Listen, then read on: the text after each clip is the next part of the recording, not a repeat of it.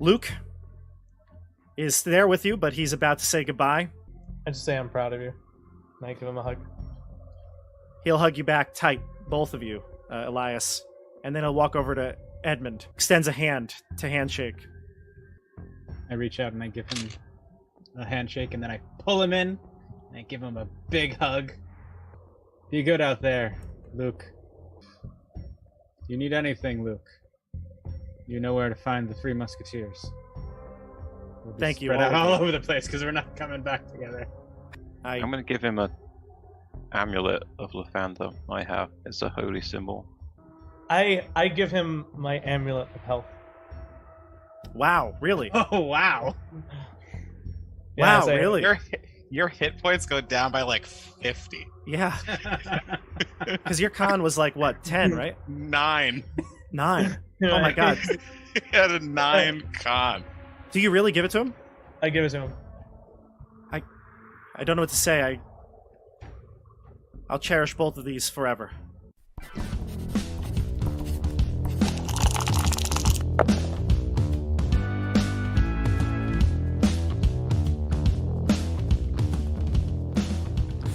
Hello, everybody, and welcome back to the channel. We got the Icewind Dale crew here, and oh my gosh, I am so excited to see Rogal without his amulet of health. It's going to be so good.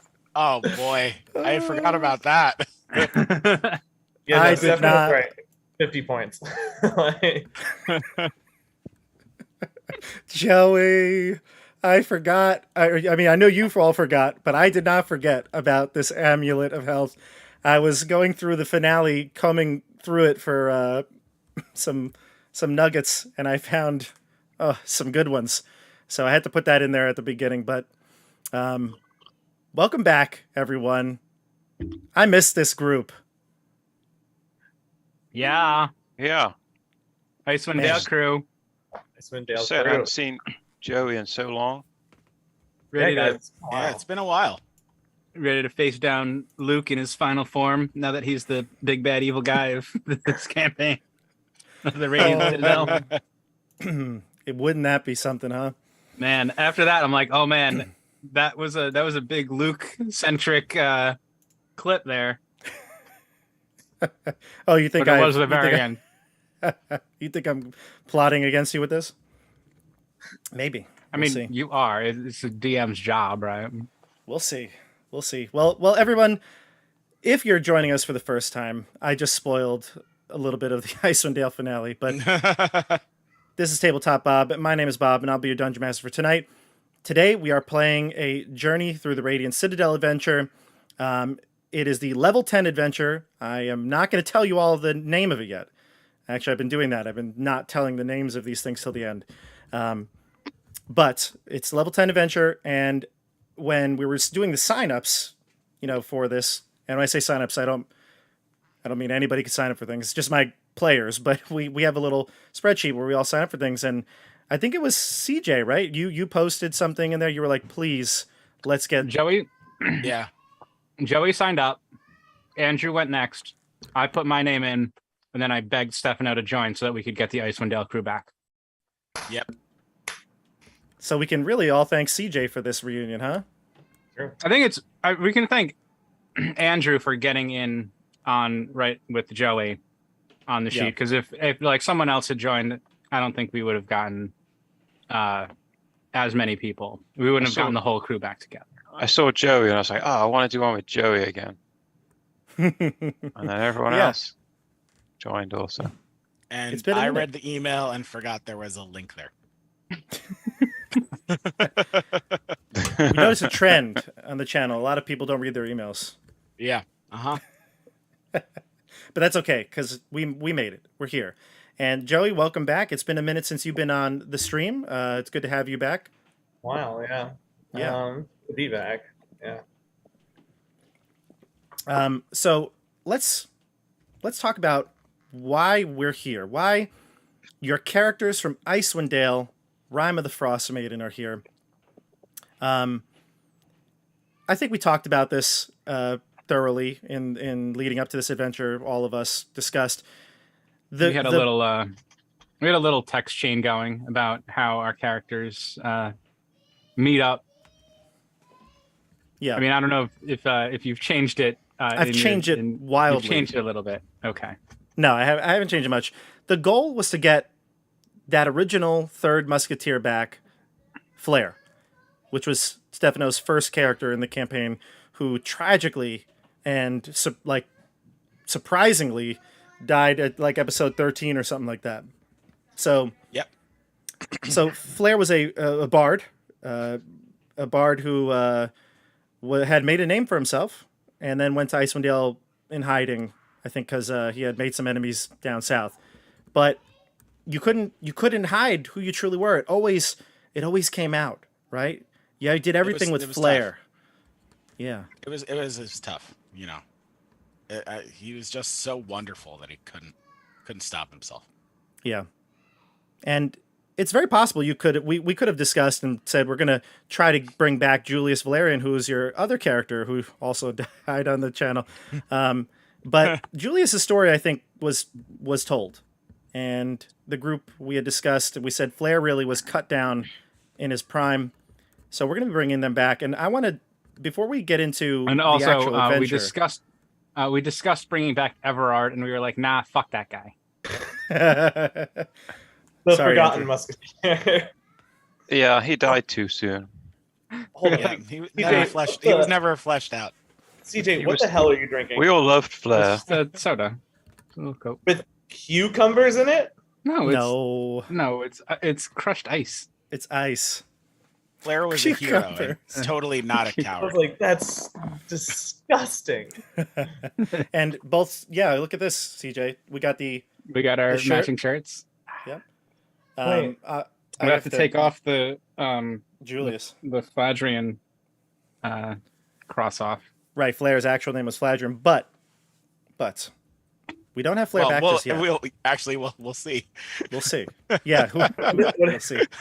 What if it turns out that like we can't resurrect him unless we know his real name? Well, you do. So Yeah, He's like Kenny from South Park. He just dies at the end of this too. it's all right. I'll just put up the game over screen and I'll play some Diablo too. Good times, good memories with this group, and was the first full campaign on the channel, so holds a very special place in my heart. So I'm glad to have these characters back. Glad to have the team, the Musketeers, back together again. Let's introduce our characters, because there are probably people watching that have not seen Icewind Dale Rime of the Frostmaiden, and we just spoiled everything for them. So let's introduce our characters, and I think we'll start with Joey. All right, I am Rogal V2, a Dragonborn paladin who has renounced violence yet again in his time away from Icewind Dale. Truly has been preaching pacifist across the Seven Kingdoms, or wherever we're at. We have no idea. Yeah, no. Rogal has gotten rid of his axe. He's exchanged it for what is just a mere walking stick. Because he keeps falling over because he doesn't have his amulet of health. Yeah, he's actually looking really thin. Gaunt. Oh, He's looking rough. How many hit points do you have? 55. 55 at level 10. That's great. It's awesome. I'm pretty sure it was at like 112 at one point. And now Well, good it's thing at you got good saving throws. Your aura is going to help you a lot. Oh yeah, my saving throws are absurd. Like my dex is like +9, my strength is +9, That's great. like +14. Awesome. So, well, we'll see if that's going to matter. Hit points maybe won't matter for Rogal. Let's go down to CJ. Greetings, friends. I am Edmund Brycene, friend to all the people of Icewind Dale. Blink, because I'm still missing my eye. no. It's all coming back now. That's I totally right. forgot about that until I was the other day. I was remembering. Oh yes, I have an eye patch. I am That's missing right. an eye, You can only man. blink. but I also still have my daggers, Dearth and Nildar. That's right. Oh my goodness, I forgot about the eye. You got plucked out. Yeah. It's missing. I have disadvantage on perception check. It's great. I forgot about that. Yeah. Oh my gosh. Okay. Yes. In Yithrin, right? It got plucked out by that machine thing? Or the Yeah, glass machine thing. I eyeball touched it thing? with my hand, and it took one of my eyes. Yeah. Wow. Okay. But I do still have my awesome clothes from Yithrin. yeah. So my fancy cloak and shimmering clothing, I guess. Yes, it was still made from there. those spiders that like spun Yeah. the cloth in front of you. Yeah. Mm-hmm. Okay. I believe it can't be soiled. Maybe, I don't know. We'll see. We'll see. It's lasted this long. Yeah. We'll talk about how long it's actually been, because that has something to do with this too. Okay. Andrew. Hello. I am Elias Dawnstrider, cleric of Lathander. In Icewind Dale, they call me the Dawnbringer because of my good work bringing sun and light and summer back to the Dale. I was the spiritual leader of the Three Musketeers, and I'm glad to be back to once more spread light and belief in Lathander, to bring the sun back into the world where it is not. And yeah. it's good to hear you say that. Been a while since I heard you talk about yourself as a spiritual leader. Do you have Lightbringer? I do. If you remember, on the way out, it came out of the ground. It was rejected by Ifrin, and I picked it up. That's right, the creature, the one with the maw in its belly. Right. Yeah. Okay, so you do have it back. Gotcha. Good. Yep. Not that I ever use it, because I I know. cast spells. I know. All right. Well, I got my laser rethal as well. Oh, Left that's of right. Lathander. Oh, 20 The- shots left. Nice. okay. He actually has 2, because Regal would have given it to him. Right, Two? yeah, of course. You know, The holy relic. a laser rifle Oh, yeah. sounds like a really great weapon that might be in Spelljammer too. It's probably Just not. throwing it out there. Darn. Yes. And don't forget, this week is the launch of Spelljammer. So, This week is the launch. yeah, excited for that. Come back. Come back, please. All You'll right. see 4/5 of the people here. That's right. We kicked Joey off. Joey's like, I don't even know what you guys are talking Yeah, about. he's like, I have no idea what's going on. That's Spelljammer. Like, is that a Space Marine faction? Like, It could be. It could be. Sentinels of Spelljammer. All right. So, everyone, I'm so excited to do this. I brought back our tabletop audio playlist, ooh. and I've got It's just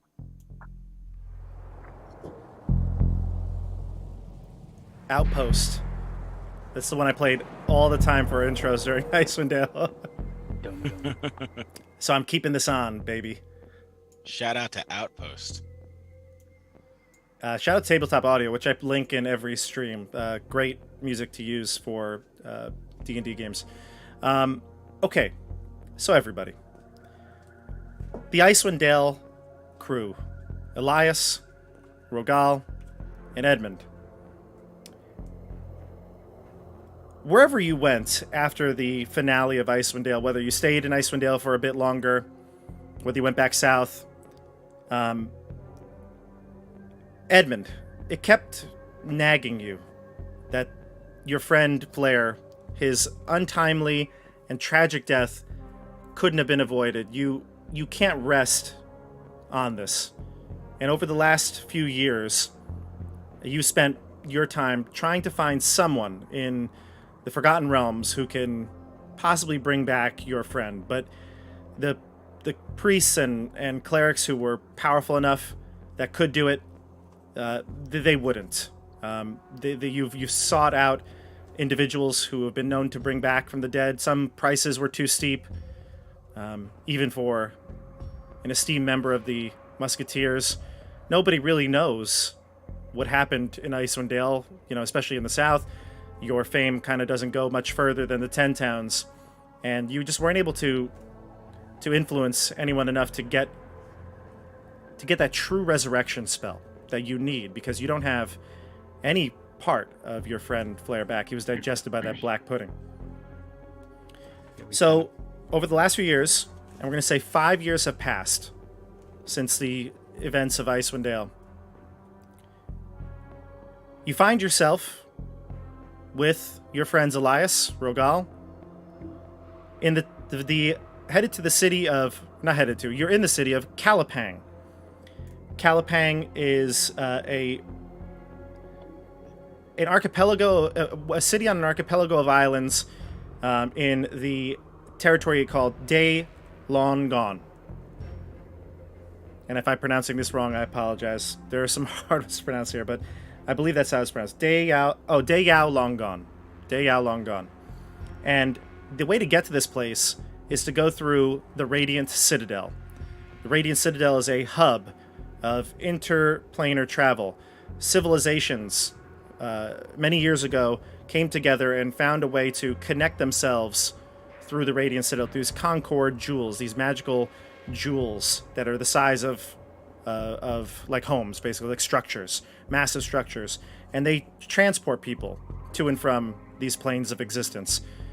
It's here where you heard of someone, a creature, who could bring back your friend Flare.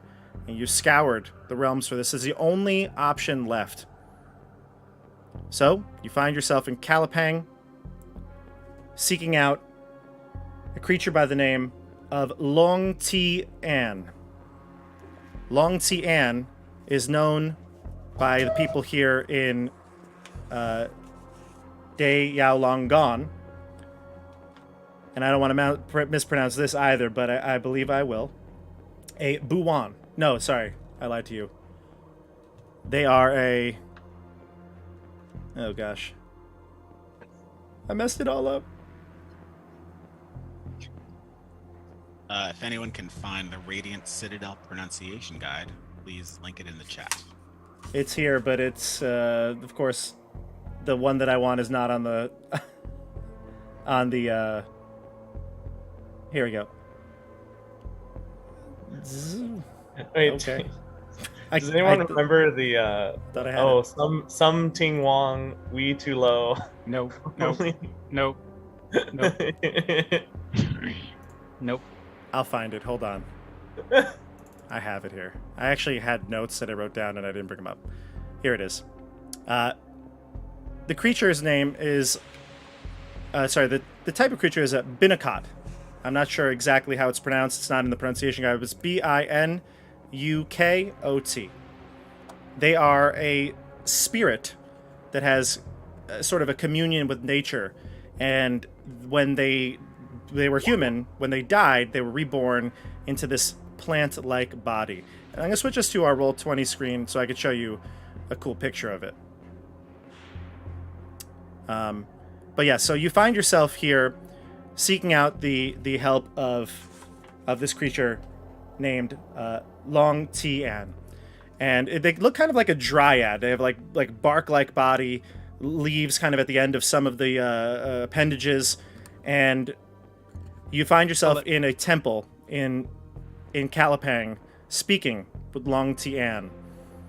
You've heard that this creature is open to casting the spell, and they've done it a number of times, but only for those who are seeking for a truly noble purpose. And so that's why you have to plead your case. You feel like Flare is worth it, and his story is going to persuade. So, you find yourself here in the temple. I'll let you decide how you want to go about this, but why do you need to bring Flare back? Because... So we've already reunited? Or... Yes, you are all here. You've traveled. I think Edmund would have been the spark here, and Edmund would have told you all that we need to go to this place. We have to go back. We have to go back. We gotta go back. We gotta get Flare, you guys. This is the one way, and we need to all be there. Okay? This is the only way. that we can bring Flair back. There's no other way. All of the other mystics and clerics would just turn me away. They'd say, "Tuh, no, Flair is not worthy. You don't even have a piece of him to bring back." And this is the only way. He was our best friend. Earl, he was my friend, and yours, Rogal. And Elias, you're here because we had told you all about him. I knew Flair. I you was knew there Flair. when he died. Oh, right, yes. I You sat were out there. on the bonfire on the tundra with those people. And now we have another tree friend we can speak with. Remember that tree friend we had in Yithrin? Another Don't- tree is here to help us. Don't talk about Yithrin. All right. I don't want to talk about Yithrin. It's too You much. don't remember your best friend, tree, the great oak? What was The his name? great oak. I remember him well. Yes. It was a shame that he had to be destroyed by that beast that we had to unleash. Yes, I hope the people of Icewind Dale were able to Resurrect. excavate the area well, but and hope or avoid excavating the area because of that monster. But Long Tien, right? That's the name. Long Tian. Yep. Yeah, Long Tien. We have come to you as our companion who has fallen before us. His story is not over. We need to. We need him back. He is a valued member of the Three Musketeers, and without him, we are lost. We have the spiritual guidance of Elias. We have the physical prowess of Rogal. We And have the camera cuts over to like this really scrawny looking dragonborn, with just like his ribs like sticking out. We have the intellect of Edmund Brycene, friend to all the people of Icewind Dale. But we need the cheerfulness and the just flair of Flair. What my friend is trying to say is that our companion was a very good and noble soul, and he didn't deserve to go out the way he did. Will you please help us? Lang Tian. For 5 years, I have not given credence to this strange obsession of Edmund's. But recently in a vision, Lathander, holy god of the dawn, came down to me and said, Flair is not at peace. He must be brought back. He has work yet to do. As a holy man, you must understand. We must bring him back. It seems as though you really do miss your friend, and I feel that. I can sense it. But longing for your friend is not just the just cause to bring one back from the dead. No, it isn't. What does he need to accomplish in his life? This is exactly as I just described. We may have wanted him back, but it was an obsession for our own purposes. But I have seen in a vision he must come back and help us bring peace somewhere. I do not know where yet. This is but the first step. It's through Flair that he may send forth his great and noble entertainment. Is only through Flair that the world will be brought whole again for his holy and great entertaining properties, personality. The people of Icewind Dale are in desperate need of joy. This act is not one of selfishness. It is one of genuine will to help others. So once you Please talk about, understand. once you talk about the helping the citizens of Icewind Dale, who I would say everyone pretty much knows, even though they don't know exactly what happened, the events like, what happened in Yithrin, the everlasting winter that happened 5 years ago, the fact that they all have suffered so much from various different attacks, that is probably well documented. And when you say that, Long Tian is about to speak and then gets interrupted. A door opens in this temple. The temple that you're in, Kalapang, is made of stone.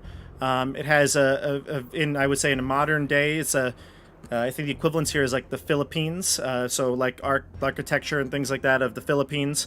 A very detailed dragon iconography as well, all throughout this very large temple. And the door to the chamber that you're in, where the ceremony would be performed, opens, and a woman walks in. You probably met this woman, actually, because she would have probably brought you to Long Tian. Her name is Nimuel. She's a scholar, a sort of like a sage here at the temple.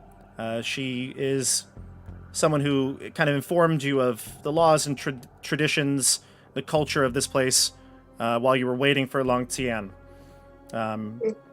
She comes in and she goes over and she mentions something to Long Tian, whispers something into their ear, and he kind of nods, looks directly at her, and then he looks to the rest of you, and mainly to Elias.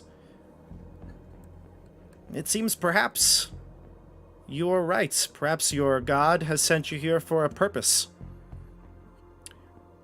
I could perform this ceremony. I may need a favor in return. Afterwards, we can discuss. But I will do this.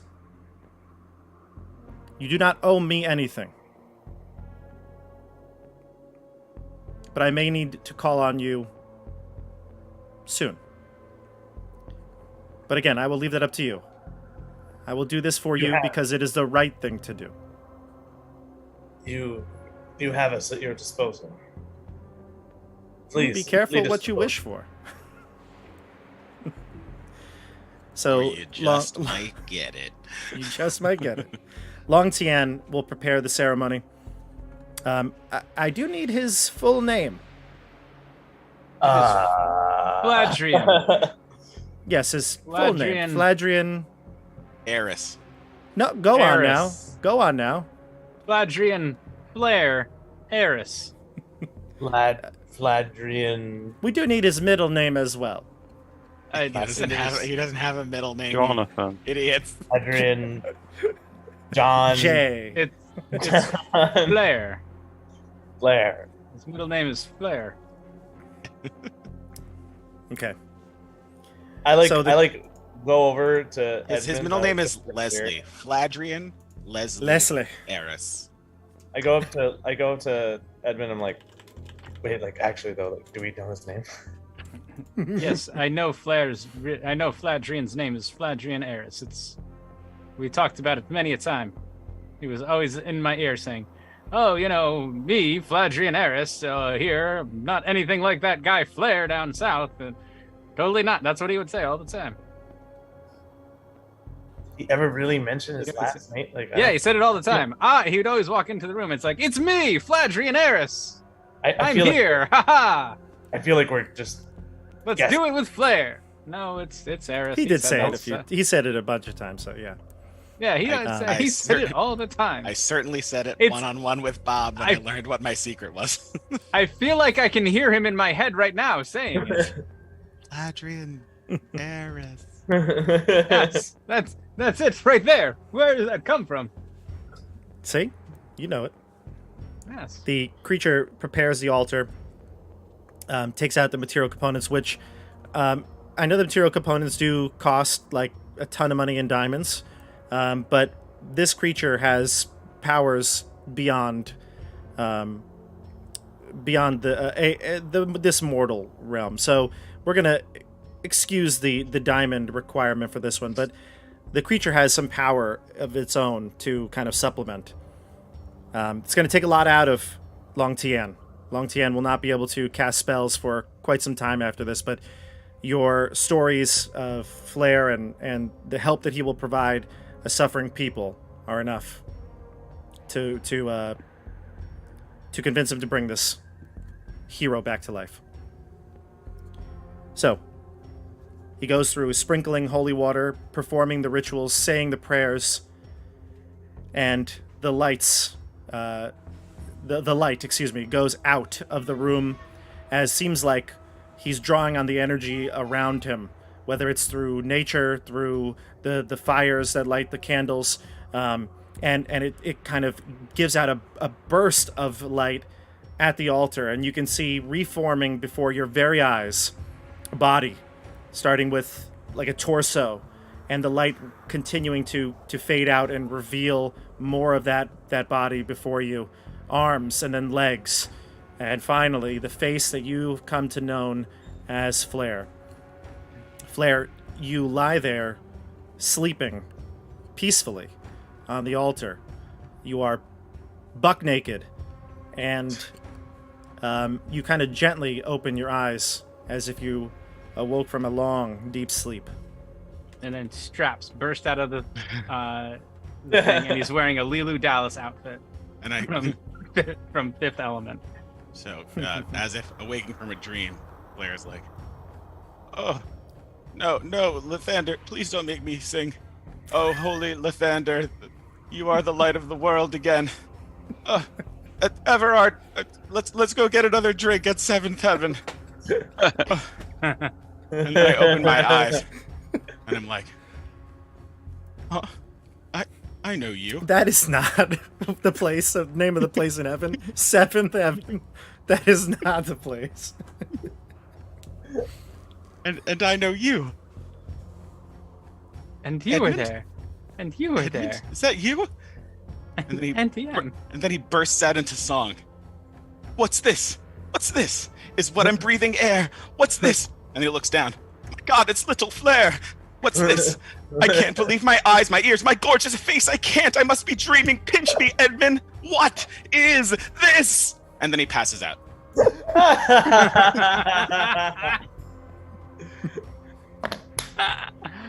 All And scene. applause in character. Was that not a noble enough cause? Oh my god. Long Tien is spent. You can see all the energy that he used, and the magical ability that he kind of just expended to bring your friend back.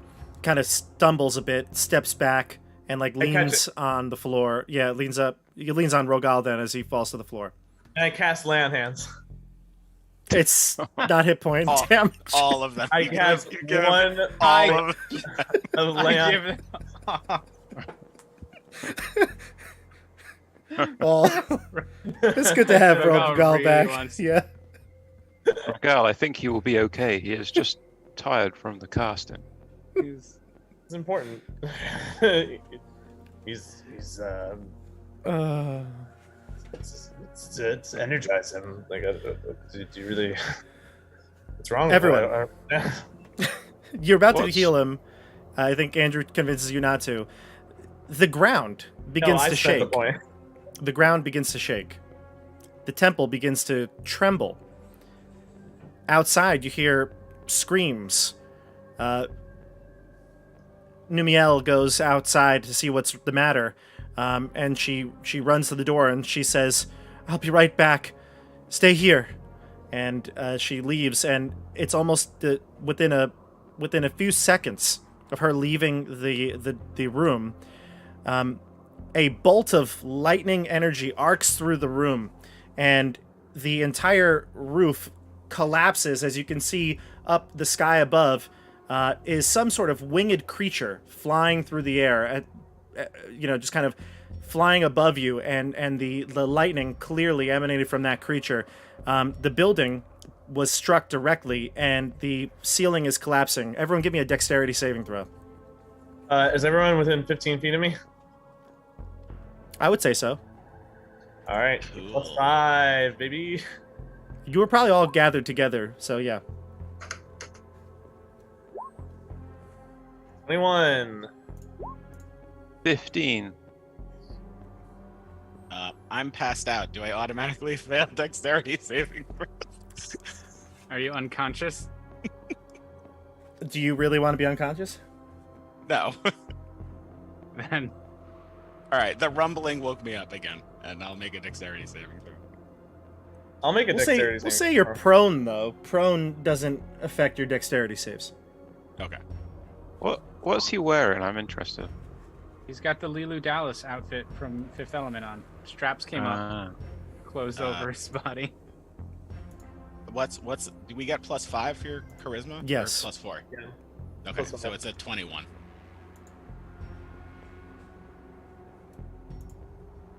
Nine. All right. So we got a 21 from Flair. Welcome back. Yeah. 21 from Rogal. Oh god, is your dexter? What is your dexter? 15 from... Yeah. I took resist Elias, yeah. index. Oh, so you're proficient in it as well? Yeah. Gotcha. And then Edmund at 24. So, Elias, you're going to fail this. Everyone else is going to pass. However, let me just roll the damage here. +9 dex save for a 10 dexterity. Not bad.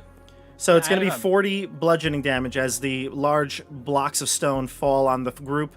Elias, you're going to take all of it. The rest of you are going to take half of it. Edmund, do you take none of it? Did you say 14 or Uh, 40?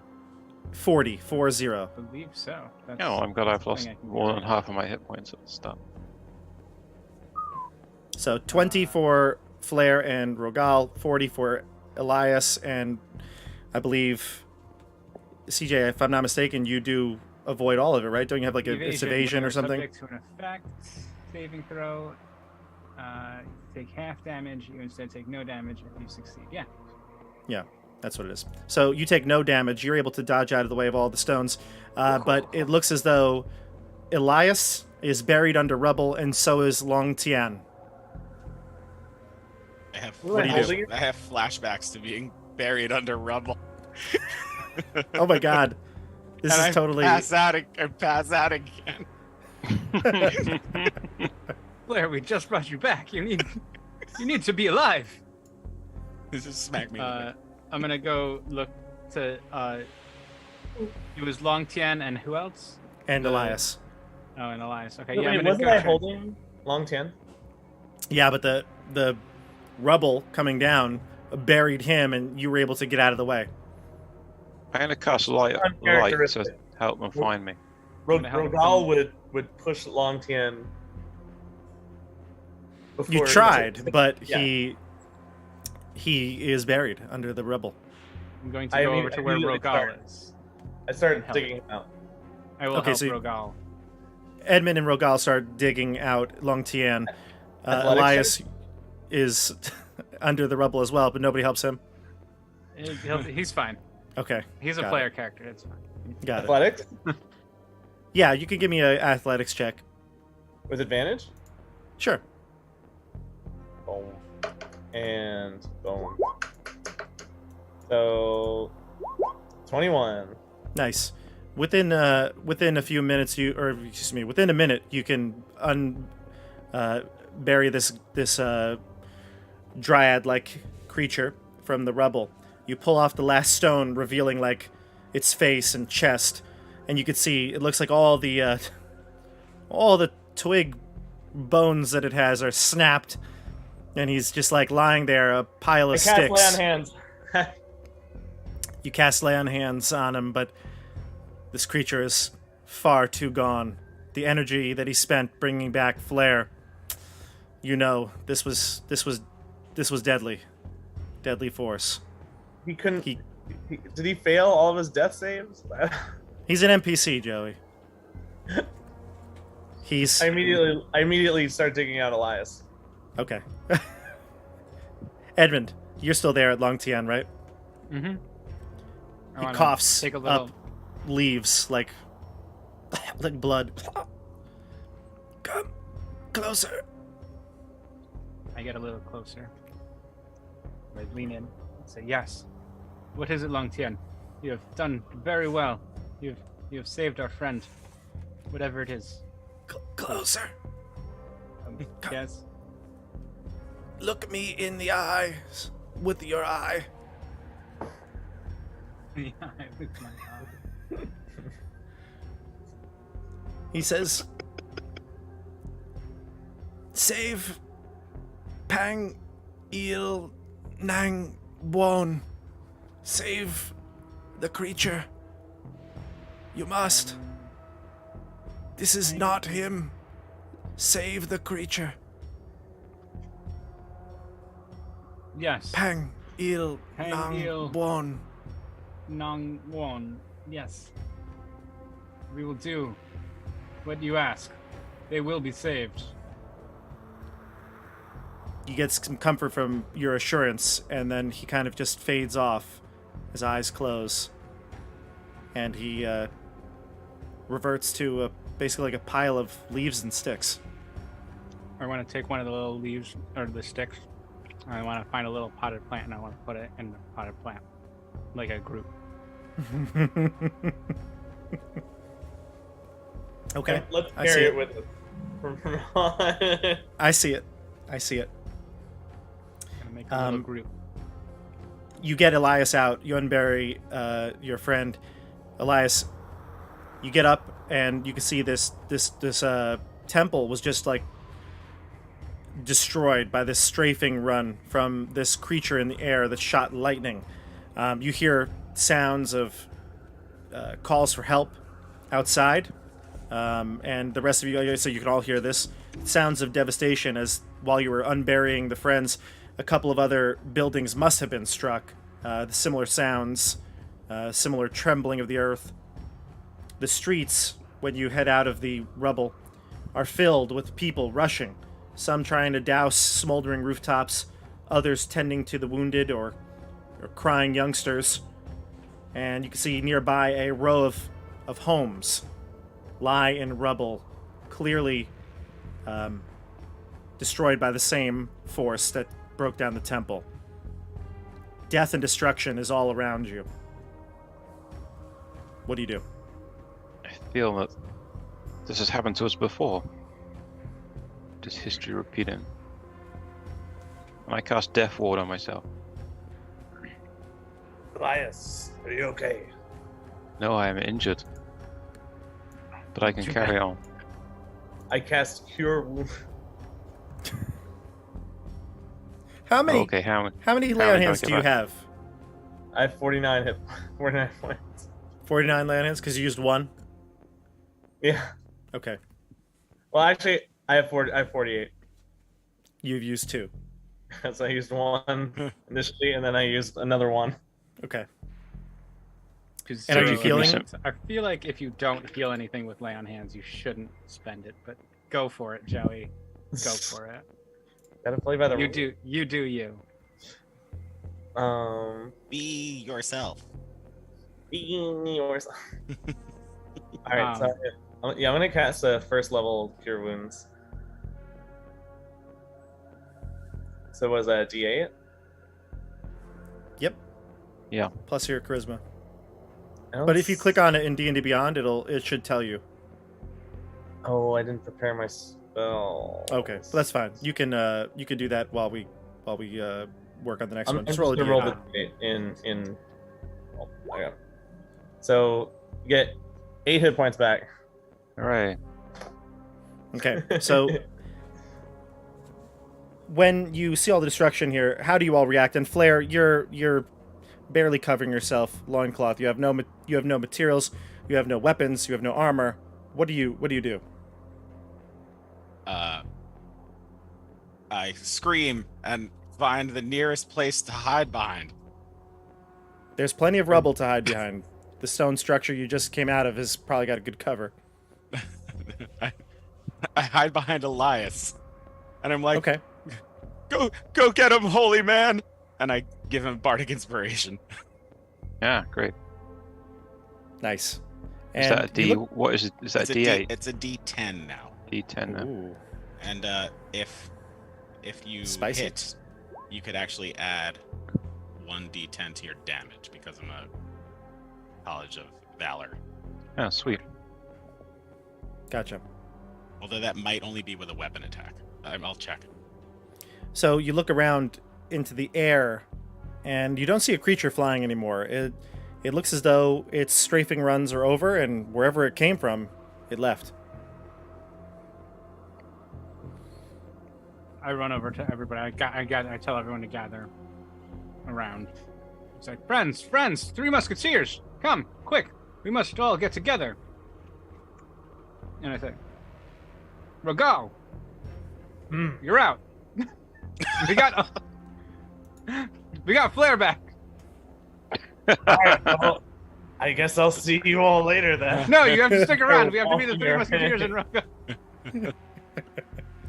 Guess you don't Still want the the three plus musketeers 5 in to all Rogal. your saving throws. Did you see that dragon-like creature? All right, fine. It's just like the Dale. Rogal, you're out. You're no longer part of the 3 musketeers because we can't have 4 of us. It is Oh, just like the Dale, Elias. It's like when the mechanical dragon that was created by Zardarok. Zardarok. Yes. Yes. Does anybody Yes, know I- Zardarok? I remember all of this. But, Yeah, and then it's like, no, you don't remember any of this. Listen, okay, there was a guy that was hanging out with us. His name was Julia. I don't know. He was a real jerk. Nobody liked him. Anyway, yeah, he died. It's fine. Whatever. Nobody cares. Anyway, you're back, Flair. Oh my God, Flair, you're back. And like, Edmund's Wait, voice I'm changed. back. Also, You're I met a back. girl named Julia one time. She was beautiful. But I'm back. The Yes. 3 Musketeers are back. We're Solar back. Flare is back. Oh, Edmund, give him the clothes you brought because you knew he would come back with no clothes. Yes, of course. Let me go reach for those clothes. friends, this is wonderful. I go and like search through some rubble and try and find some clothes. You find like clothes on dead people. I go over to my donkey, and I pull out like an extra like dirty robe. Where did you get a donkey from? I have a donkey now. Here, it carries my armor that I no longer wear. Bartholomew. Oh, his name is just Jerry the Second. Not Jerry Jr.? No, Jerry No. the Second. Jerry version 2? Jerry V2. Jerry V2. Yeah, I'm gonna go over to my airship, by the way, and just fly out of here. I have an airship, by the way, guys. Whoa, whoa. It's pretty reasonable you could have a donkey. I don't know if you could have an airship. That would be a little Oh my stretch. God! You named the sidecar Flare. No, actually, what I'm if the gonna- donkey's name was Flair? While this is going on, My I want to actual name was anoint Flair. Flare in the symbol of Lathander with some holy oil I have. Oh damn it! I mean, thank you, Elias. What was it Uh, like, Flare, to be there, to be dead in the next round? Oh Do you my remember God. anything? Oh, there were so many colors. It wasn't dark and drab like this place. But this place is so much more wonderful. Oh, Have you been with Lathander? yes. Did you sing to him? Uh-huh. Oh boy, did I sing. We sung every day. I learned so many great songs. Oh, it was really great. Regale us with one. Oh man, and one of the best things was the Lathander Open badminton tournament. Of course. Everard and I were the grand champions. It Oh. was really quite wonderful. In the finals, we were down so many points, but then I was just like, "Oh, Everard, I know you can do it. You can strike that little birdie, and you can get the winning point." And everyone was so inspired. All of the stands were chanting, "Flare, flare, flare, flare, flare," and then And Everard. it was unbelievable. Did you It was ever one of meet the greatest things in the world. And then, Lathander just shook my hand and said, "You know what, Flair?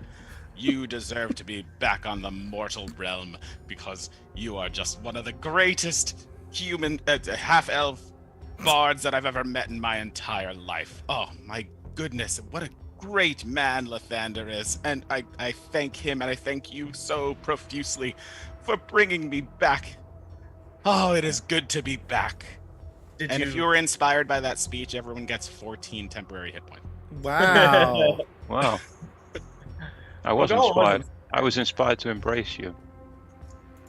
I take it fully. You hugged Flair's naked body. Would you like a pipe smoke, my brother? You would have not have had one for a long time. Well, it's not good for the vocal cords, but what the hell? You only live twice. Did you ever meet a man named Julius while you were there? Who? Guess not. Guess he went do to not- the place. Regal, I do not think Julius would be residing with Lathander. He's in Avernus.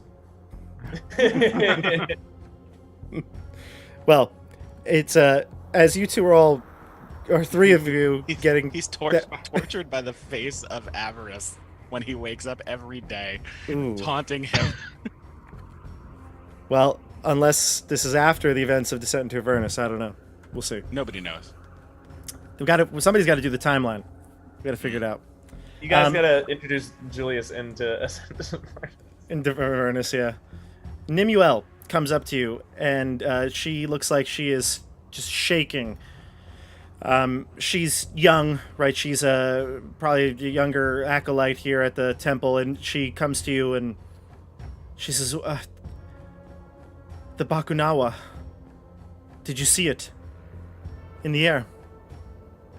We did not see it. We were inside, but we can see from all of the destruction around and the path that it left that it is quite destructive. It flew off to the southwest. I saw it. I couldn't believe it. The Bakunawa are good creatures. Yes, the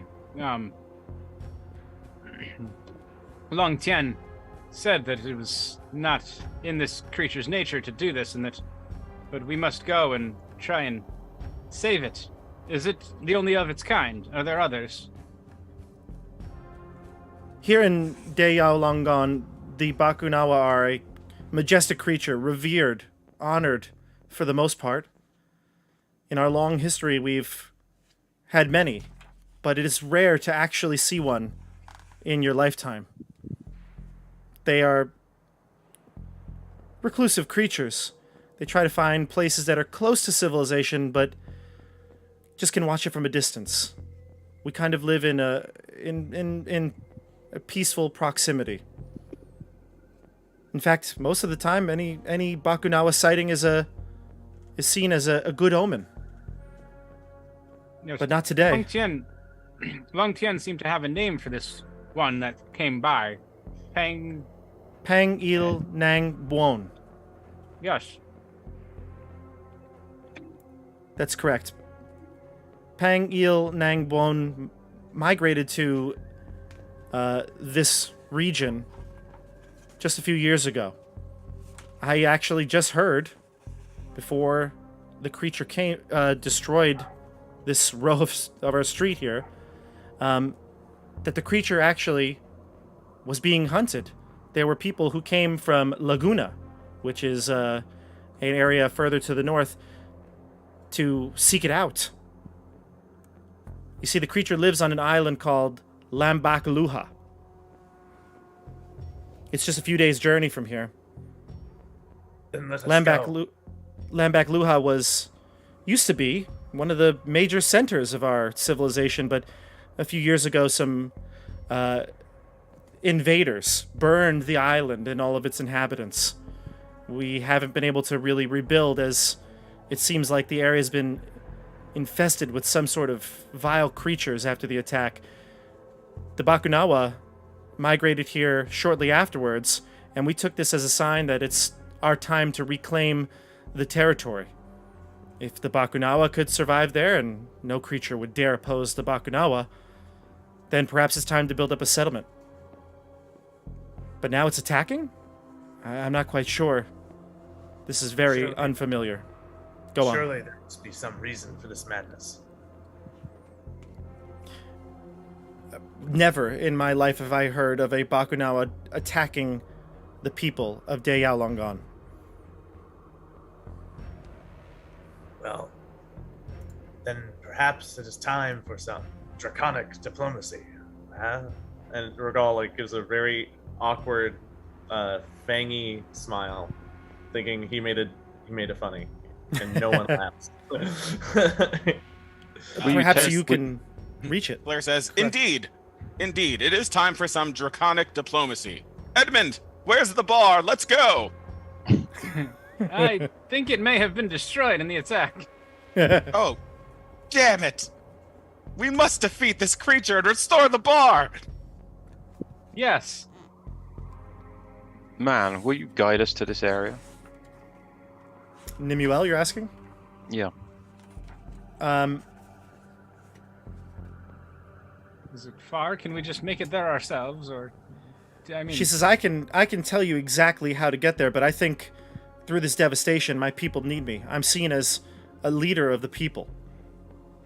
I cannot abandon them now in this time of need. But you would be willing to seek out Pang Il Nang Bon and get to the bottom of this? I feel that is why we are here. Perhaps you can show us the way if you do not feel confident to come yourself. I can show you the way. In fact, it is a very direct route. Most people do not traverse the bridge because, as I mentioned, the land has been blighted and there are creatures there, dangerous creatures, that keep most away. Our small military effort, though, has created a settlement at the base of the Flames Everlasting Sky Bridge. Here, I can show you.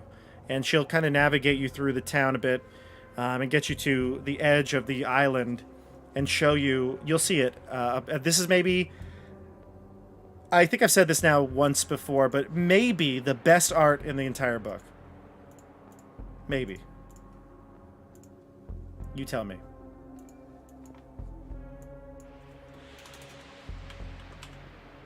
while Bobby looks for this art, don't forget to like and subscribe. Hit the bell button for notifications. Joey just fell out of his seat. Where's your little scrolling project? Am I scrolling? The little scroll. The little scrolling. Oh, that was in a different OBS. Another I had time. to- Take a look at this art. I changed it. Definitely wasn't built by the Romans. Well, that's No. sick. Oh, but how the hell does that stay up? How the hell does that not just fall down? I'm gonna, yeah. Really? It looks like Snake Way. The dragon person Yes. wants to know how the magic bridge stays up. Who But can why- cast why- spells? Why does it curve? Like, why not just build it straight? And we're in the tree, right? Walking over. No. I'm The tree, kidding. the tree is actually The a very destination. the tree is called Bathalang Puno. It is a ancient tree, a massive tree that has roots that cover a large portion of the island of Lambak Luha, and that is where many people presume the Bakunawa has chosen to create its nest. Bakunawa are dragon-like creatures, but they don't share the same, I think, sort of like how a dragon in the traditional Forgotten Realms, like the chromatic and the metallic, how they'd have like a lair. This one seems to want to be in like some sort of nest, rather than a cave or underground or something like that. So she can take you to the edge of the island and show you that bridge. She says, I think before you go, though, perhaps your friend may want to purchase some clothes? To the Radiant Mall! Yes, is there perhaps some clothing and someone who can outfit him with a weapon and perhaps other equipment? I'm not sure we have much in the way of cash flow right now, and I reach into my coin purse and I check how much money I have. I don't know. I have Exactly. plenty of gold. Edmund, do not worry. I also have plenty of gold. The people of Icewind Dale have lavished me with plenty of gold, just like that mule and the airship I have. We talked about this. Stefano and I chatted about it at work. We said this is basically a shopping montage. You're all gonna go to the marketplace. The marketplace maybe was not hit as badly as some of the residential areas in the town by the attack, and since you are willing to go and solve this problem, Nimuel will go with you and kind of persuade the armorers, weaponsmiths to give you what you might need. So you won't need to worry about money. Stefano, just to tell the group and the viewers what you now look like, what you have, what generally equipment are you using? Okay, so I have a rapier just in case that I kind of keep along my back. I am holding is it a lyre or a lute? Which one's the one that looks like a guitar? I believe it's a Loot. A lute. Okay, I think it's a lute. But I also have a lyre, because I am a liar. And I'm also holding a shield since I'm a College of Valor bard. I am proficient with shields. And I'm wearing a breastplate armor. Gotcha. But I still have that beautiful flowing kind of like neon yellow, little bit with a tint of green hair, and I'm absolutely wearing the sunglasses. When I was reanimated, I was buck naked, but the sunglasses were there.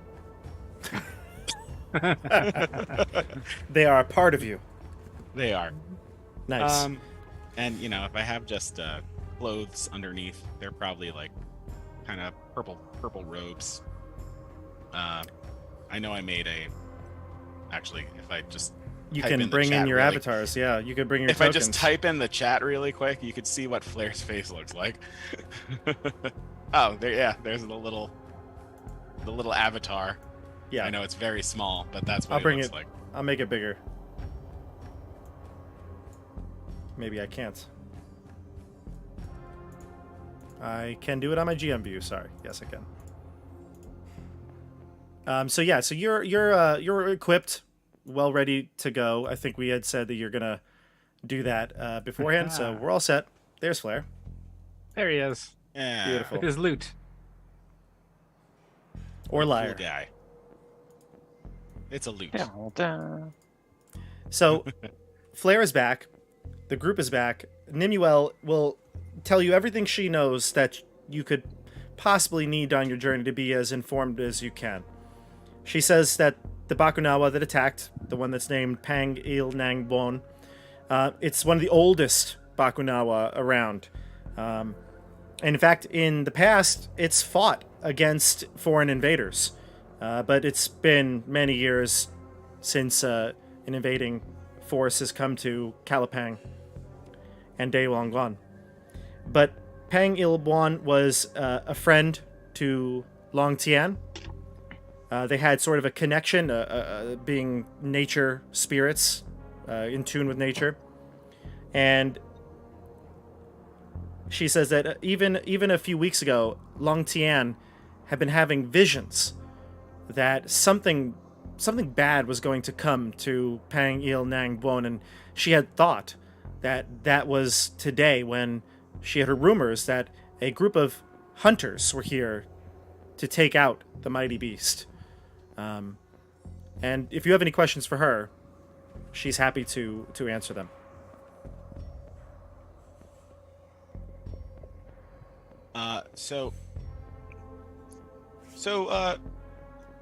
Not only do you want us to take out Bakunawa, or you said that there was a time when Bakunawa wasn't as aggressive?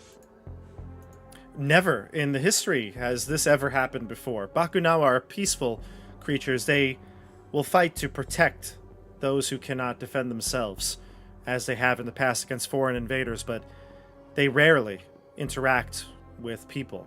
And if they do, it's always been peaceful. But this is completely out of character. How long have these hunters been on their journey to try to capture Pang Il Nang Wan? I just heard of it today, that there were hunters in town. It's been 3 years since we lost Lambak Luha to invaders. It's been cleared of invading forces, but as I said, creatures remain lurking in the shadows and the swamps. When was the last time these hunters are spotted? I heard from another acolyte that they were here this morning, preparing to head out to the island for the beast, or to conquer the beast, as they had said. Do we know where? Where they were spotted in town? Yes. The marketplace. They were probably gearing up like you are now. And why did you let them go? I just heard it before, when the ceremony was going on, or the ritual was being conducted. And that's what I told Lang Tian. Well, we can't let them get a head start, and they might kill this creature. Well, that seems the Pakanawa. I know that you asked me seems to be a before. correct course of action. You asked me before if I'm asking you to slay the Bakunawa. I mean no offense when I say this. These creatures are powerfully magical creatures. I don't believe that you can. I'm hoping that you can perhaps find out what's going on and resolve the issue peacefully, but that is what I want. I want you to bring the creature peace, one way or the other. I don't know that you can defeat it, but I promise you, we will make common cause with this creature, and we will resolve the situation peacefully. you can promise that. I will. Impressive. I don't know what to say. I hope the best. I believe in the light of the thunder. The light of the thunder knows that no creature is beyond redemption. I hope so. For all your sake. Have you done anything like this before? You could say that. Kinda. Would I have heard of your tales? Have you heard of the Three Musketeers of Icewind Dale? No. Then no. You will not have heard of our tales. Have you heard of Solar Flare, Ender of the Endless Winter? You are Solar Flare? No, just kidding. She has no idea. Well, perhaps back at the Radiant Citadel, someone has heard of our tale of our exploits in Icewind Dale. We, the Three Musketeers, and Rogal, were very prolific in ending the endless winter. There, we scoured the tundra of Icewind Dale and came across a powerful artifact that helped end the endless winter. Meet at the ended Summer winter. Star! Yes, but then after that, we found something else that actually ended it forever. I forget what it was called. Super Mythalar. Summer Star! The myth- Mythalar. The Mythalar. Yes, we found a Mythalar, a ancient but powerful artifact of the the Netherese. And we She's- were able to end the endless winter. She's nodding along, but she has never heard these terms or anything. So she's, well, then if that's the case, then we perhaps have. It is destiny that you are here seeking Lung Tian's help. It is indeed is- destiny. Are you aware of the god Lathander? It is Lathander's am. will that we have been brought here to you, and that Bladrian has been brought back to us. Indeed. But before we go, perhaps we can rest our heads for about 15 minutes because some of us got crushed pretty bad. I There's go, no time. We must go I- immediately. I whistle, and you all of a sudden, all of you hear like a "Yeehaw!" and I'm like, here, Flair, you can rest on Jerry the Second. Wonderful. What a somewhat not dirty at all. Oh, it's filthy. Oh, Do you want like a goodness. wagon you could attach to him? Nope. Just Can I also take a short rest on that Regal, that beast? I lift up both of you onto Jerry the Second. Alright, I'm And you short go, resting. ah, my back. Ah. And I lift Edmund over my shoulder. No, that's fine. Thank you, Rogal. No, you It's like, put nope. me down. And I pick him up. Please, no, not this again. We're off. It'd be- As Elias rolls a bunch of hit dice, I will wait for permission. You can roll. You can roll. So on your trip, if you take turns on Jerry the Second, you can rest. You can do short rests. The trip is not short, so you don't have to really worry too much. Well, I guess we'll see how it goes. But the journey is not short. That bridge that she showed you goes on for a long way. In fact, it's 36-hour journey. What? Yeah, God. to So we the get a island. long rest, Bang goes we my stop death and- ward. So You will we have to and stop. Take a... You will have to stop. Okay. Yeah, We'll take Probably a long twice rest. 24 for hour long period. rest. Yeah, yeah. We get a long rest, so You're gonna get a long rest. Now, What of is course, that? We our get- long rest Oh, we still. are. Okay, yeah, don't spend well, a hit We get dice. half our hit dice back again, right? So yeah, Yeah, nine. let's just put it this way: unless you do something that's gonna really cause some damage, then you're gonna probably have all your hit dice back and hit points back by the end of it. Okay. Where are hit dice in Top right-ish, you should see it when you hit. There's like a rest button. On D&D Beyond, Yeah. There's a short yeah, rest. there's and a long short rest thing all the way up top. Up top right. So, everyone, I'm going to read to you a description here, but you have no more questions for Nimuel. You're ready to embark on this journey to help the Bakunawa? Oh yes. Okay. All right. The Sky Bridge descends out over the large body of water here.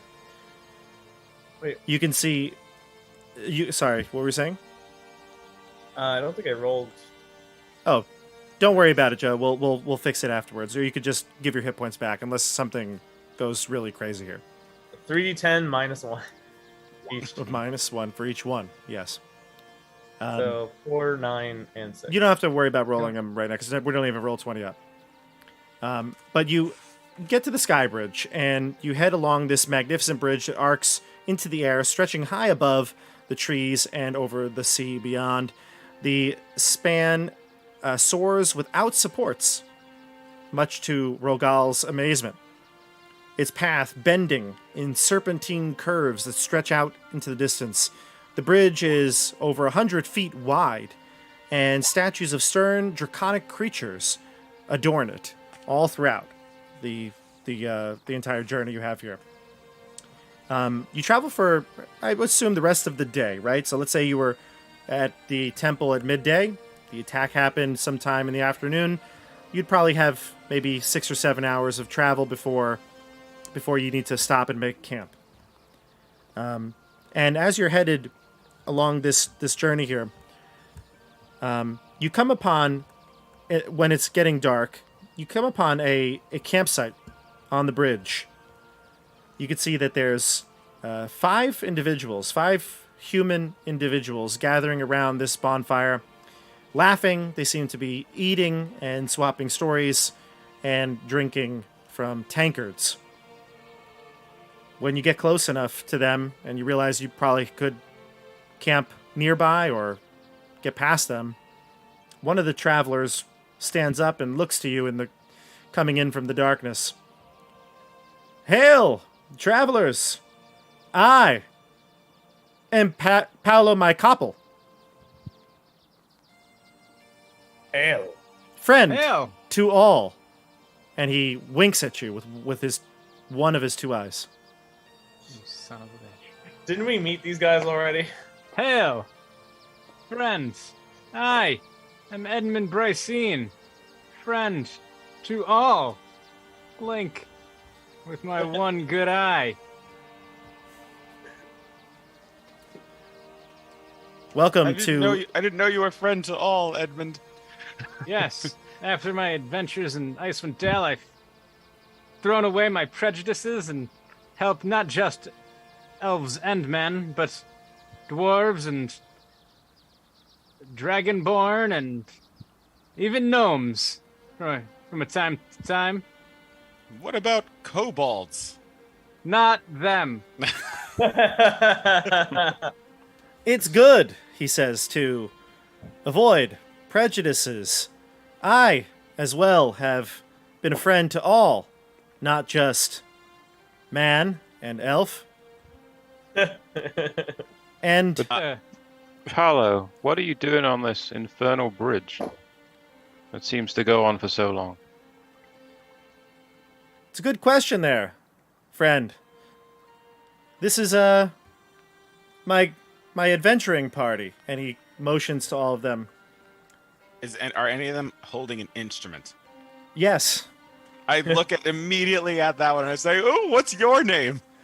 he says, I'm Snare. I am the local bard of this group, and he has like a little snare drum and some drumsticks. Wow. Are you also a trapper? Can you ensnare a creature? He says, hang on a second, let me check. He takes off his sunglasses and he goes into his bag and he takes out like a bear trap. Of course I can. And he laughs. Oh, this is wonderful. It's so good to be back. You see another human named, he goes, and this is Regal. He's our brute force expert. I look at I just go. And he I look goes, at Rogal and Elias and I go, "Oh great, imposters again." Yeah, didn't we already deal with these before? They're just playing all the hits, aren't they? and then there's a female, and she goes, my name is Eliza. Elisa. Eliza Lightrunner. The stream is going off the rails already. Well, hello, Eliza. Well met. We share a similar name. Tell me, are you a cleric? Do you worship a god? I wouldn't call myself a cleric, but I am a follower of the light of Lathander. Darn it, I would have guessed Paylor. I was I gonna did go not with know these Tyr. people knew of Lathander. What are you doing on this bridge? I'm the spiritual consult of the group. Okay, this is really weird. Perhaps we should kill them all. Great. Is Oh, Elias. oh my god, Edmund, pinch me. I still don't believe it. No, it is true. You are here. This is the material plane, I believe. Oh my Neither- So goodness. it is I quite a Neither do I go- I. ways away. I go up to Regal and I'm like, how do you feel about violence? He's like, we're out to kill the Bakunawa, of course. Oh, did you have to say that? Did you Wait, hold have- on. The 5th individual, though, You can't really see him. He's sitting just far away from the campfire. Just a tiny bit too far away from the campfire, so the light is kind of barely reaching his legs as he's sitting there. But you see silhouette of the upper body, and creature looks, or the individual looks rather kind of tall, bulky. You can see it's got something in its mouth. He stands up and walks into the campfire light. You can see a half-orc before you. He removes a toothpick from his God damn it. from his mouth, looks at it, flicks it off into the fire. Ah, yes. We picked this one up along the way. Goes by the name of Bandito. I can't believe this. Can we take a 5-minute break, please? This is my dream stream. Bandito, well met. Bandito. Everyone, just if you're watching this and you're like, I want to know how to run this level 10 adventure, just turn the stream off right now. If you want to go back and find the references to all of the things that are happening right now, check out all the videos on Tabletop Bob. Hit the bell for notifications. Every one. Every one of them, because there's references to everything so far. Bandito back and Anyway, You too can watch 200 hours of Icewind Dale. I do look suspicious at Regal though. I'm like, something's off here. Something is off. These people seem to be imposters. friends. Friends we have just met.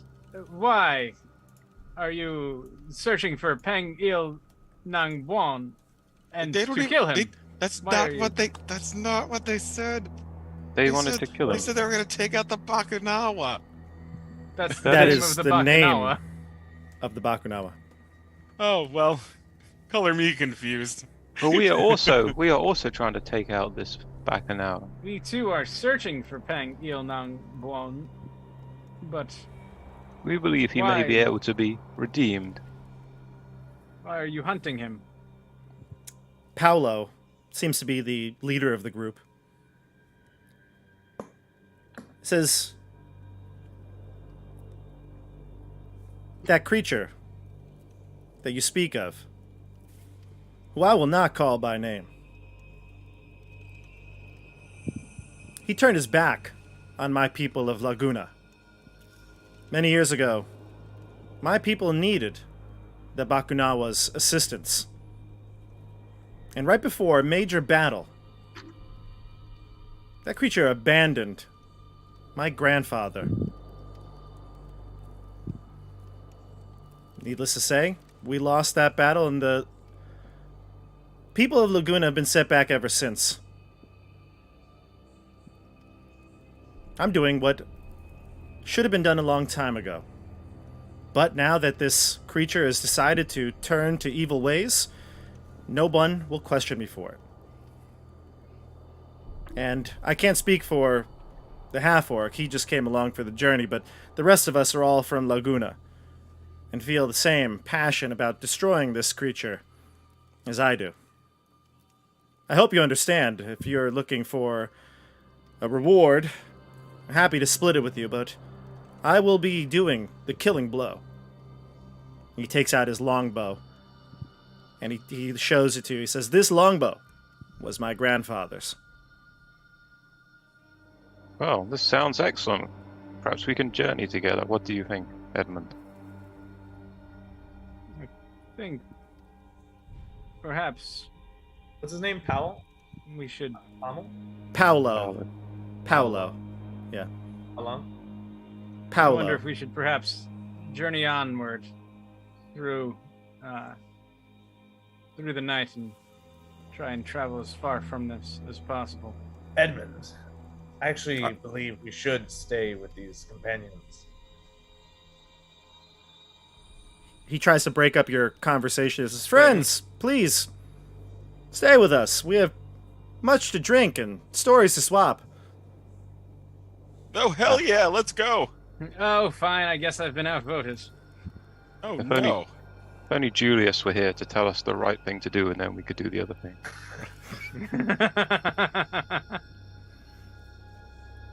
All the people here are human, except for Bandito. I want to talk to How Long. I go up to him and like, I know that perhaps there are atrocities committed in the past, but do you truly believe in your heart that this creature is beyond redemption? I do. I do. Your spiritual companion is a follower of the Thunder, are they not? Well, they were 5 minutes ago, I believe. We are also followers of Lathander. We have seen his light. And in Lathander's teachings, we know that no one is beyond redemption. I myself was once lost, but now I am found. Perhaps we can find Oh man, Lathander loved that verse. Yes, but I presume that you did not cause the death and suffering of an entire... I have done many great and terrible things. But I have also seen the goodness in myself, people, and even monsters. Perhaps on our journey there, we may try to convince you of the creature's goodness. Paolo, might I ask a question? Of course. The battle that you say that the what's the creature's name? Lagoon. Pang Il Nang Bon. No, what's the creature's whatever. Bakunawa? Bakunawa. The battle that the Bakunawa you claim abandoned you in, was the battle in defense of something, or were your people on the offensive? Were you attacking someone? You trying to imply that we were the aggressors? We were being invaded. Friend. You're clearly an outsider here, and I will forgive you for your I'm trespasses, but inquiring. Give me an insight check, Esmond. Oh, I'm good at those. As long as it doesn't require... Oh, no, I'm not good at those. Oh, wait, hold on. I have a thing. I think I have a thing. Hold on. Ooh. There's a thing.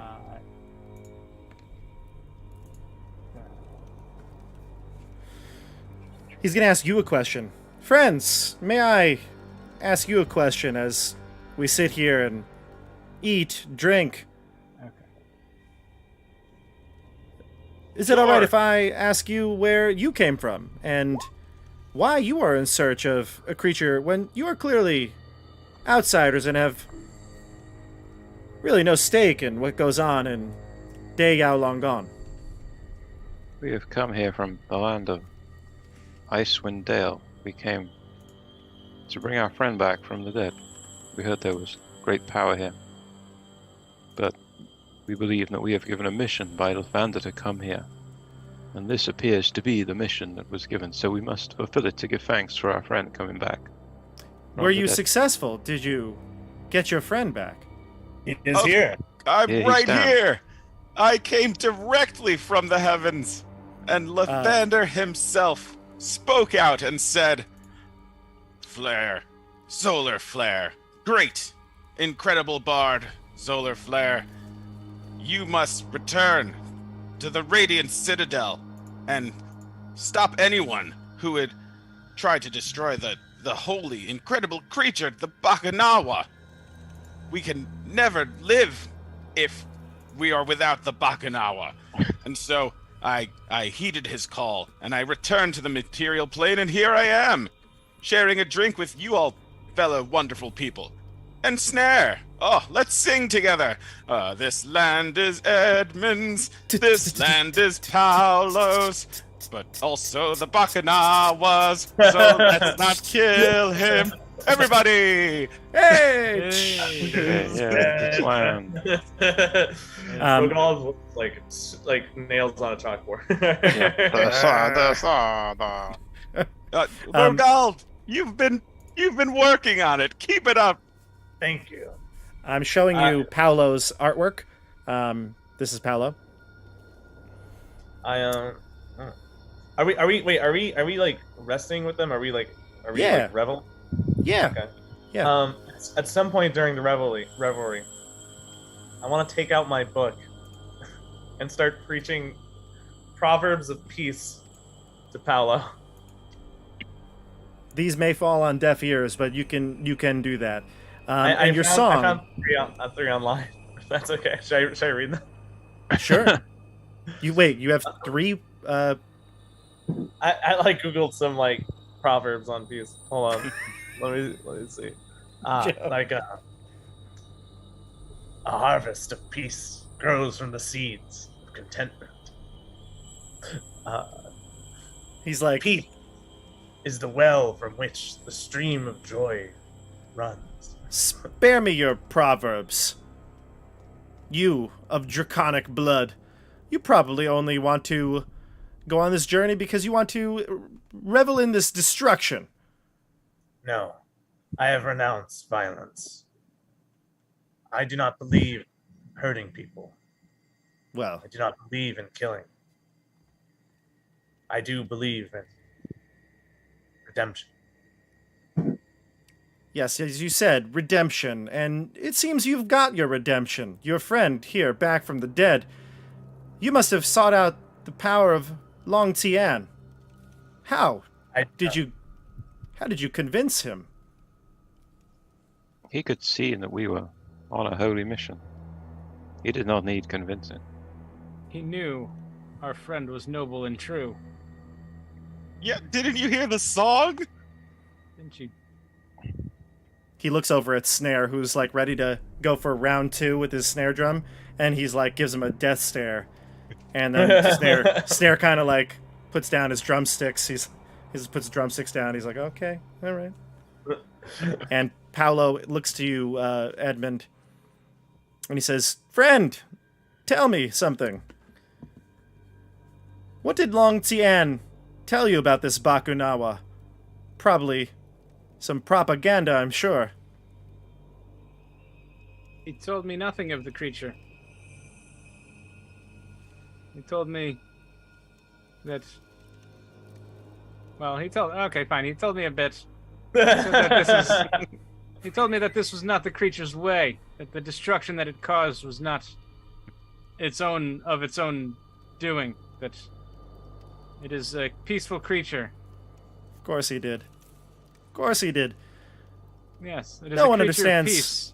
No one understands the plight of the Lagunites. Can I make a persuasion check to get him not even to like change his mind, but just to consider the idea that like You can roll a persuasion check. You're not gonna be able to change his worldview with the conversation. no. But just you can maybe get him to consider you all a bit more reasonable and trustworthy, so that maybe if were there a dramatic event, perhaps he would be more favorable to listening to you. I regale him on stories of how I did not even kill a hag, on how at all ends of our journey I really chose peace. And Tell me, here we friend, go. what did you need redemption from then? What atrocities could you possibly have committed that would match that of this Bakunawa? I'm It's not not proud as of if it. you caused the death of many people. Before I came to Icewind Dale, I was a soldier, and I murdered many women, many children, many fighting men. And even on my way to Icewind Dale, I was forced to eat the corpses of those I had traveled with. I have seen the depths of the human condition. I don't know what the D&D word would.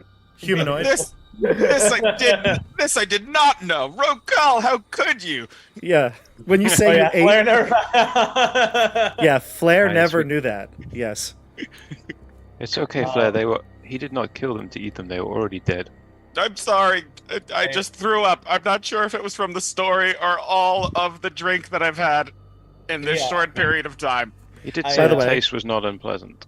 Yeah. By the way, Joey, when you said you ate people, everyone in the group like put down their drink, their food, and they all like kind of like stood up and not stood up, but like straightened up and backed away just a little bit from you. Except for Bandito. Bandito throws his newly acquired toothpick into the flames, and he says, and he finally comes directly into the campfire light. You can see his body is just badly scarred. You can see like pincer wounds all over his body. Fire. He's got like clearly burn marks on like half of his body, almost like a Darth Vader, Anakin Skywalker type, you know. And he says, "I've seen worse, way worse." And he flicks another toothpick out into the fire, takes one out, puts it And between I- his teeth, and he says to you, Joey, he says, "I've eaten people too. You'll do a lot to survive. Your mind will play tricks on you. In fact, it might even taste good." All that I know is that revenge is a dish best served cold. I have seen the depths of the soul. I have seen the wretched existence of those who would seek violence. And I know that there is a way out. And I rolled a 21 for persuasion. Maybe the story does have some impact because of you did absolutely horrible things to people. So he kind of just gets quiet, and he says, "I have one last question for you all, friends, before we retire for the night. Will you kill this creature if it comes to No. it? If it cannot be saved? If you try your best to persuade him? Will you do it for the betterment of the people of Dayal Long Gone?" I will die for my beliefs, if need be. The rest of you, then. He looks to Flair, Elias, and finally Edmund. Three Musketeers stick together through everything, thick and thin. We have been through much together, although Flair missed out on like 80% of it. Someone very much like him was there, and I feel like telling him all about it over the course of the journey as we walked here, it feels like he still knows all of the things that we went through together. And we I would feel like I know already, right now. exactly. It's like he was there even though he wasn't. Yeah. But the Three Musketeers stick together. That is our oath to each other. You see Snare counting all of you. He's like, 1, 2, 3, 4, 3, 4. Oh well. 3 means a different thing where we're from. No, it means the same thing. It's just we are the Three Musketeers and myself. And Rogal. Would you like to retire for the night, or do you want to stay with these people? I don't know how you all feel right now. I want to go to bed. Of course not. We're gonna get the hell out of here. Come on, Jerry. Let's go. See ya, suckers. We take all their stuff. We wait for them to fall asleep, then take all their stuff and throw it off the side of the Hang on. off the side of the road. We steal his grandfather's longbow and then toss it over. Why don't we want to stay with them? No, I They do could want to stay benefit with us. I think staying I got with them- outvoted. We're staying with them, apparently. Okay. Well, I'm get out my bedroll. I'm like, I must be Hey. ready for the dawn. I I- sleep now. I would like to converse with Paolo as much as I can before going to bed. I want to be the last to go to bed. I'm Sure. already asleep. You could take watch with Paula. And as we're taking watch, I sort of I read from my my book that I've had since the very beginning of all the documented journeys I've been on, and all the proverbs I've written down, and I do my best to sort of convince him of my philosophy.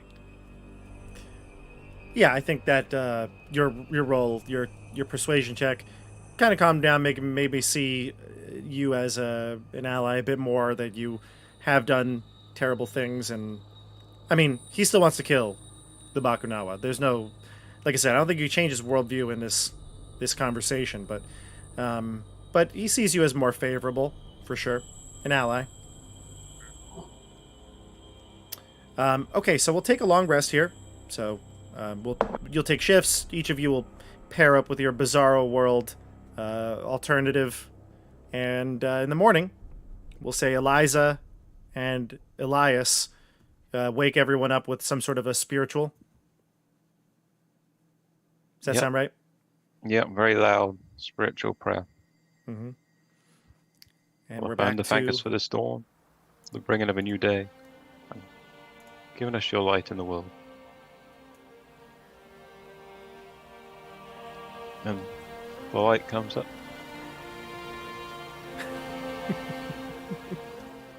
nice. So you say your morning prayers. You wake the groups, and you pack up and head back on the road. You're on this long, windy, snake-like road.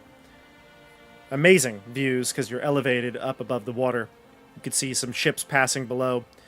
You were told, actually, by Nimuel that the closer you get to the island, actually, ships don't really travel there. There's no working dock. The waters actually get quite rough, so people stay more on the halfway to the middle of the bridge, and then closer towards Calipang for safety reasons. So a boat could not have taken you there, or at least no one would have taken up that journey. You could have maybe bought a boat, but you're headed on the causeway here, and eventually you're going to have to rest probably again, because again it's 36 hours. Probably will have to rest one more night. You get to know these people pretty well. I don't know if you have any other questions about them, but they're, as I described them, you'll just get to know them a little bit more. When you get to the end, though, we'll say you get to the end towards the midday of day 3 of this adventure, and you can see the bridge descends onto a sizable island, overgrown with tangled swamp vegetation and covered with a haze of tasting of ash. A few acres of the sky bridge has been cleared and surrounded by a wooden palisade, with simple wooden buildings and dingy tents form an encampment. This is the small military encampment that Nimuel talked about. Is there anybody there? There are. The camp is very close to the end of the sky bridge. There are a few dozen soldiers. It looks like there are some wooden structures forming a mess hall and some sort of trading post. The camp's amenities are for the people who are working there, although, it looks like with the ragtag group that they have, they probably don't have too much to kind of divvy out to other people, but we'll see. As you head towards the camp, you can see that there are clearly people being given direction. There is someone who looks like they are in leadership position. A man who will come up to you, a human, who says, "Ahoy! Oh yeah. We have travelers coming in here, I see. 10 of you. No, 9 of you. And the donkey. 10 of you. Don't tell me your name is Sedgar Mycene. No. No. That would be foolish. That would be pretty foolish. That'd be foolish for my parents to name me that. Anyone that wants to be named that would be embarrassed their whole life. What is your name, then, friend? Name is Amado. Amado. Amado Atoy. I think that's how you'd pronounce it. Atoy. Captain here at this encampment. You are not from Calipang. I can tell automatically. We had told you were bravely trying to set up a settlement in this area, but it is a dangerous area. We're doing our best. All of the men here work very hard throughout the day to build structures and fend off these creatures that live here in the swamp. What creatures are these? They're horrific creatures. They almost appear as though they are made of shadow themselves.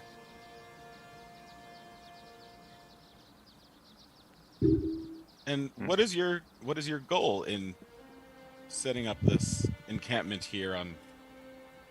We're on Lambaka Luha now, right? Yep, Lambak Luha. Yeah, this land was once a great center of civilization. When invaders burned down our civilization here, many fled to Calipang and other places. But we're here to reclaim it. We assume you're here because of the attack. We only saw from a distance, but the Bakunawa that lives here flew off in what seemed to be some sort of a rage a few days ago. Why, do you have any idea why the Bacchanal would behave in this strange way? None really. We've gone close to its home before, but the tree of Bathang Pulo, it's far away on the other side of the island. I actually have a little bit of a map here I could show you, but I don't want to bring it up right now. But it's on the other side of the island, and they haven't really ventured that far trying to build settlement. They've tried to mostly form settlement on the northern end of the island, which is where the bridge leads to. There's also another bridge that is on the western side, that leads to a whole nother island of the archipelago. And Bathang Pulo is kind of towards the southeastern end.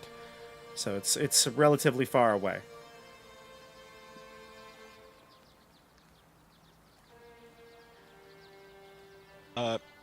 What do you think of these strange attacks by the Bakunawa? The first attack I've ever seen. Doesn't normally happen. You're more than welcome to stay with us. I will warn you, the creature is very dangerous. We go nowhere near it for a reason. A healthy respect is what we call it. We do consider the Bakunawa to be a good omen, but this was strange. A first for us all. And he looks to the men that have been listening to the conversation, and they all kind of nod along as they look a little bit leaguered from the work and fighting off these creatures. For a while, we felt like the Bakunawa actually was a bit of a protector of us. We haven't had as many attacks in the last few years because of it. Have you lost any men to these attacks, these creatures of shadow? Over the years, many, yes. Over the last year or so. Yes. How long have you been here? We've been trying to rebuild this settlement, nearly 2 years now, but it's hard. We request more and more supplies and soldiers. We just don't have the resources. I wish we could. I wish we could send a whole army in here, but They are long Is gone that- is not that type of. We're not that type of people. How do you mean? What type of people are you? We try to live in peace. When, why be here at all if it's This is our half-hearted home. and dangerous? This is our home. I used to live on this island. Well, you're in luck because we are here to bring peace back to this island. Restore the mind of the Bakunawa, just as Lathander himself, the god of light, tasked me with as I came back from the heavens. We will for sure bring peace back to this island for you and your people. Then it is a Aha. good day. Hurrah! Hurrah, indeed! Hurrah, indeed. Would you like Hurrah! would you Hurrah like to- for the Three Musketeers! Hurrah for Solar Flare! And hurrah, Hurrah. for all of you people, whatever you call yourselves. Would you like to join us as we travel to the Bacchanal? Yeah, let's get a whole military encampment with us too. Paolo says, they may be here to try to save the Bakunawa. We'll make sure that if that fails, we kill it. And a lot of people in the encampment kind of like open their mouths. They kind of their jaws drop at the statement. Most of these people kind of revere the Bakunawa. And it's at that point you hear a horn blow from just outside of the encampment, the tents and sort of the structures that are there. You hear horn blow and a man shout out, "They're here! We're under attack! Ready yourselves! Positions!" And Captain Atoy looks over at everybody and he says, draws a sword, and tells you all to prepare. The creatures have arrived. Before you, you can see wispy, shadowy creatures. They have a bit more of a fleshy appearance than that of a typical shadow, but the one thing that really stands out and makes them look very different is that whatever flesh or more like pronounced features they have, they look badly burned. And they're coming at you. There's a horde of them, dozens, headed towards the encampment. So, because this is a bigger battle here, we're going to say that the four of you are going to be able to take on a few of these creatures as the rest of the army, the rest of Paolo's men are going to fight as well. This is like going to be some big battle, but you're going to take on 3 of these creatures yourself. I'll let you prepare. You have a round before the creatures reach anywhere near you and get into view, from behind the encampments. So if there's anything you like to do in a round, you could do it right now to prepare, and then we'll go into initiative. I'm doing Death Ward. Gotcha. I am drawing my daggers. Okay. I Right. I'm gonna cast Shield of Faith on myself. Okay. All right. Wait, So, does that last for a minute? Minute. Yeah, I believe it's 10 rounds. You're good. Okay, yeah. Then yeah. Okay, so the creatures get within range. They get within a movement of yourselves. They move rather fast. They're coming up on you probably at double your speed, 60 feet per turn. But they're going to spend the end of their turn to get near you, and then we'll roll initiative and see who gets to go. So everybody roll initiative. Everybody? Yep, everybody. We're going to do it. Since this is a Journeys Through the Radiant Citadel adventure, we're playing, we'll do regular initiative that I've been doing. 18? So I see 13 for Edmund, 9 for Elias, 9 for Flair, and 18 for Rogal. Is that correct? Yep. Correct. That's right. Yes. Elias or Flair, who wants to go first? Wait, don't I go first? Between the two nines, who wants to go first? Oh. What about Joey's 18? No, between the two nines, who wants to go first? I'll go first. Okay. Elias and Flare, not Drogon. Yeah. So Elias obviously going to go first with an 18, but when it gets to the 9s, it'll be Flare and then Elias. And for the creatures... Oh, they're going first. So these three creatures fly in, they swoop in, and they're going to go to the 3 people that probably look like they are the biggest threat. So that's going to be Flare, Edmund, and Elias. Are they attacking? Oh, They're yeah. attacking, Oh, yes. Because I minus 1 Constitution. I look We'll skinny. start- I'm not even Yeah. wearing armor. You look real easy to kill. They'll save you for later.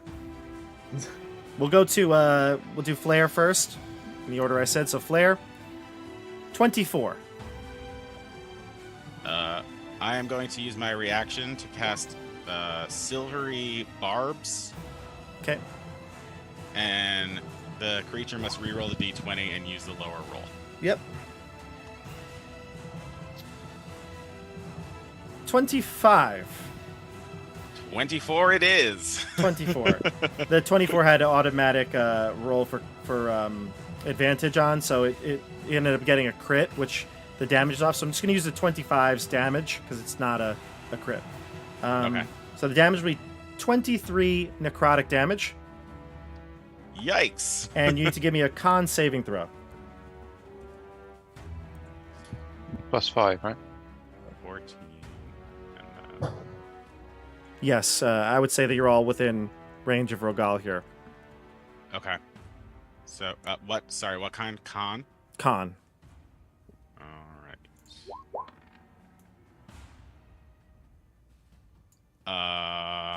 So It's a 16? 16.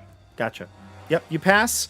You feel as though they are draining the life from you. So this could be very bad if you were to fail these saving throws. Your hit points could be lowered permanently.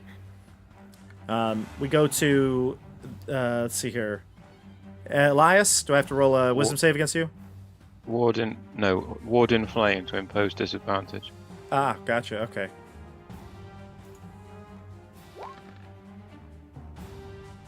Okay, with disadvantage, it's going to be a 14. Misses. Okay.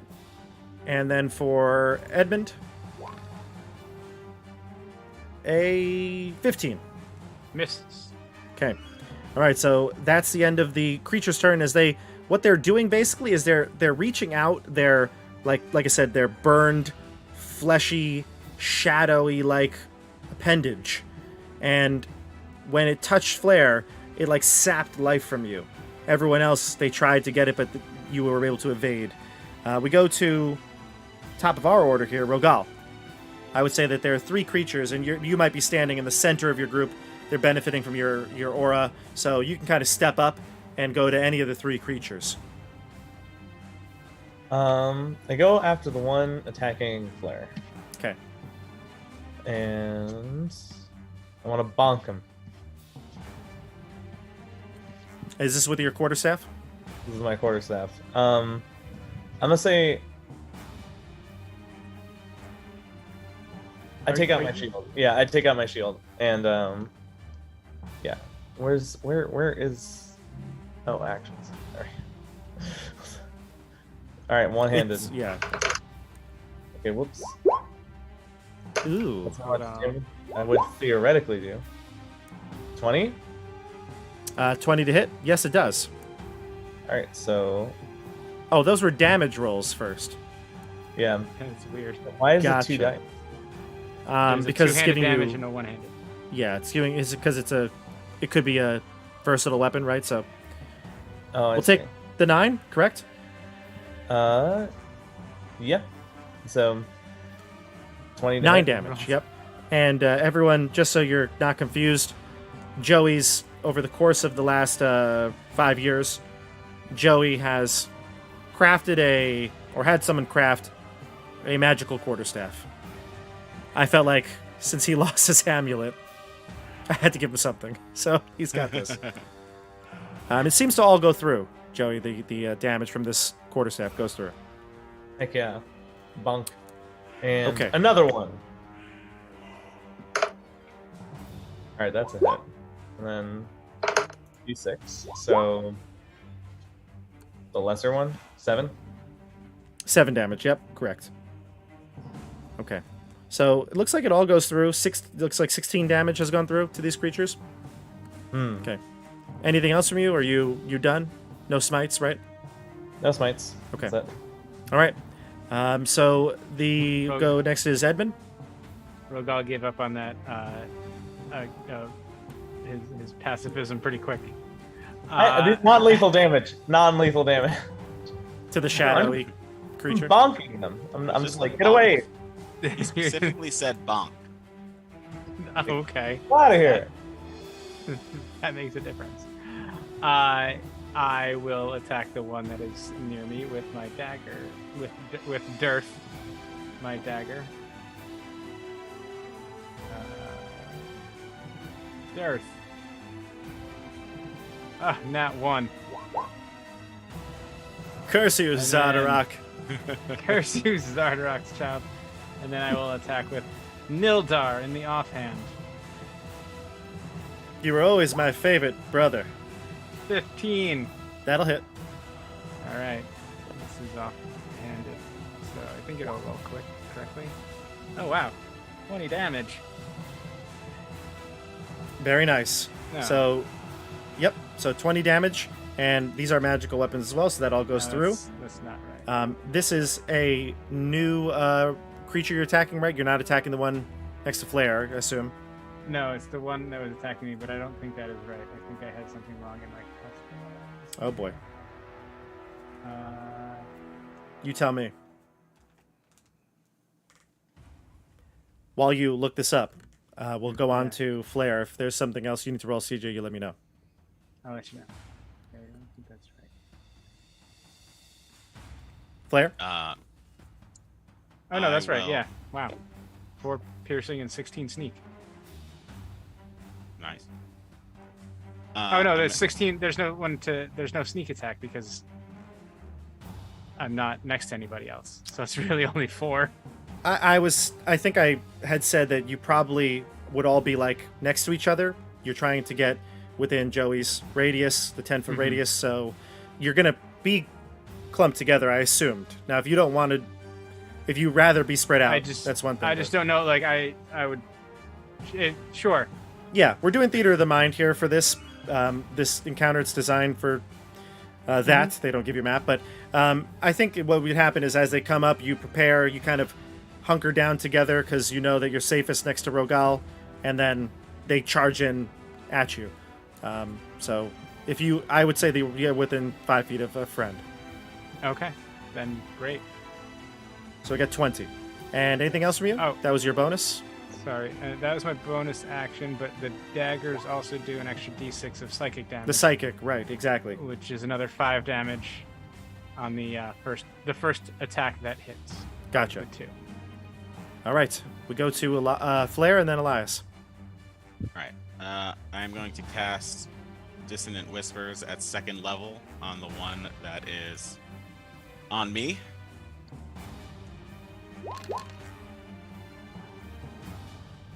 So it has to make a Wisdom save of 16. What type of effect is this? You whisper discordant melody. Doesn't say. It's a magical effect, I guess. I don't And know. what happens though? They Psychic have to. damage. What happens to the creature if they fail? If they fail, they take the full amount of damage and have to use their reaction to move as far away from me as possible, as the speed allows. Okay, I don't see any resistance to that or immunities to that, so I think this will work. You said wisdom? Yes. 6. Sweet. So it will take 15 psychic damage and has to use its reaction to move as far away from me as possible. All right, we'll get to the creature's turn and we'll do that. Elias, you are up unless you have anything else, Flare. I think it happens immediately with its the reaction. Reaction. You're right. So it will then do that. It will turn tail and fly away. Good. And I will turn tail and run 30 feet in the other direction. Wait, do I get an attack of opportunity? No, because it's involuntary movement. Yes. Oh. So that sorry, I did realize that this is a really good spell. I looked this up. Yeah, I don't think it's involuntary, is it? That because it's using its reaction to move, Oh, it's not necessarily involuntary movement. good point. So, but Yeah. I know Rogal technically was the only other one that was engaged with it. So Rogal might get opportunity attack. Is that? Yeah, Sorry, we could Joey, say that. Were you the yeah. one that said? Were you the one that said that? Yeah, Yeah. we could see. Okay, We could do okay, that. I wasn't Rogal, take an sure. attack of opportunity. Yeah, because it's moving away, right? It's even though it's being told to do that, it's not like it's gotten hit with a blast and it's pushed Yeah, it like wasn't outside pushed. of its turn. It's self-propelled. Yeah. Yeah. So go ahead, Rogal. I'll let you take an attack. Yeah. Bonk. And Oh my another God. non-lethal bonk. This is such a powerful bonk. 11 damage. Nice. I wouldn't want to be bonked like that. Bonk. No, you wouldn't. Elias, you're up. It's still up? My god. Yes, it is still alive, but it's running away. So So am I. I just stand there calmly as the creature swings at me and misses because a magical light comes and deflects it. And suddenly, radiance erupts from my body. And all hostile creatures within 30 feet must take a con saving throw. That's a really poor roll, but never mind. The one that is nearest you rolls a 17. Right, it's DC 17. I'm not sure if it's the same misses or hits. I don't know. If it hits the number, it succeeds. And a 5 for the second one. The other one is too far away. I believe you said 30 feet. within 30 feet. Yeah. The So other the one is first- 60 feet away. It's 16 on a fail, 8 damage on a pass. Okay. So the one that is nearest you, Just radiant damage, by the way. If that matters against shadows.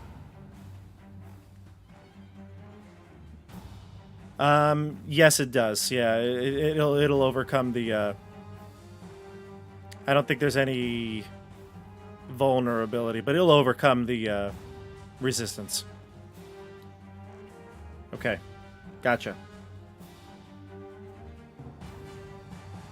That's all I'm doing. Yep. So 16 to the one that 8 to the one near you. Yeah. And 16 to the one that was near Edmund, and that one that's near Edmund takes the most. Okay, gotcha. All right. Is there any other effect if they failed? No. Just the damage. Mhm. Okay. And any movement from you? You're good where you are. Well, I don't want to set off an opportunity attack. Gotcha. Okay. All right. So we go to the top of the order here. There are 2 creatures still remaining. The one near Edmund, and the one near Elias. We'll do those 2 first. Edmund, we got a total of 22 to hit you. That will hit, but I'm going to use my reaction to half whatever damage. So 22 necrotic becomes 11. becomes 11. And you need to give me a con saving throw. And a Constitution saving throw for a 12 plus 5, 17. You pass, but you still take the damage. The 11. And against you, Elias, are you doing anything? Warden flame. Sure. Disadvantage. How many times can you do that as a spell, right? It's 5. It's equal to your wisdom bonus. Oh, okay, gotcha. It's an ability. Yeah, resets after a short rest. Sorry, it's not a Gotcha. spell. It's a An ability. Yeah. All right, so with the disadvantage, 15. miss. Okay, so that misses you. And then we go to Rogal. The creature that was near you just flew away. There's one next to Edmund and one next to Elias. And those 2 are probably within 5 feet of each other. Did both of them go? Both the creatures went, yes. Okay. I'm gonna go up to. I'm trying to think of who I trust more. I think I would defend Elias and sort of just trust Edmund to be pretty lethal. I've seen him murder a defenseless hag. Okay. You've seen me kill a baby yeti. Yeah. I stabbed things in their sleep, I think, too. You did kill a baby yeti, yeah. And you killed Luke's mother. No? A lot of people. You did Oh, kill Luke's mother. I did kill Luke's mother. Oh god, that was bad.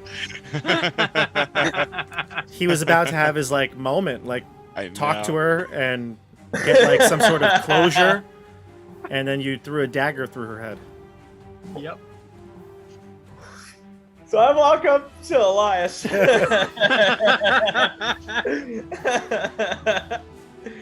And I bonk this demon.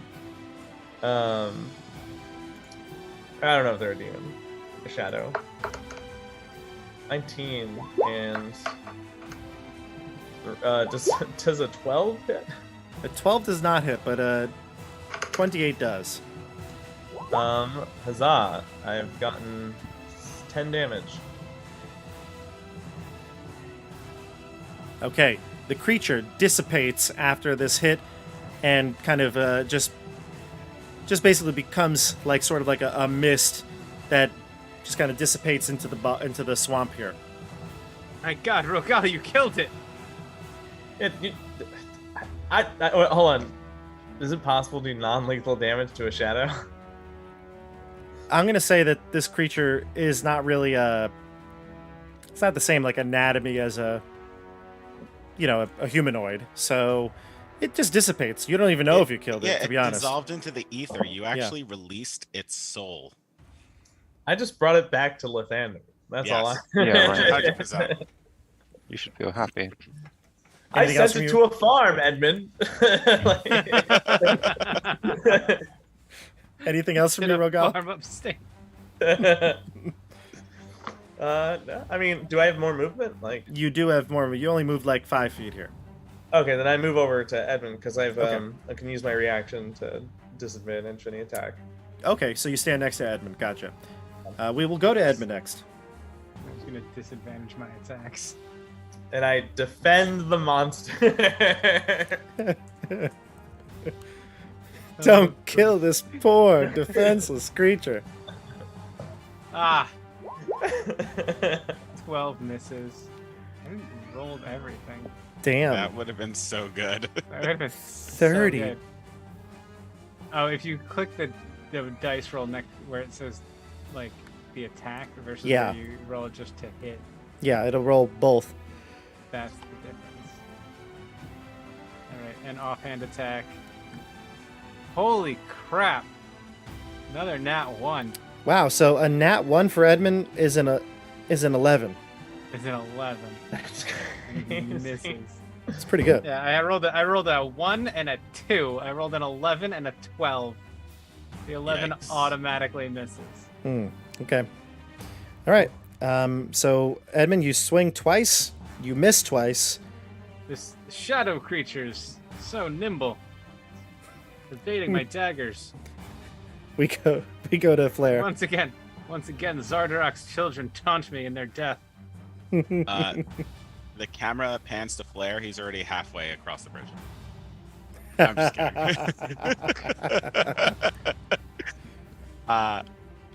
Edmund, don't worry, I got this. He's shouting from 30 feet away. And I Great. will Eldritch Blast the one on Edmund twice. Go for it. 10, 18, The 18 hits.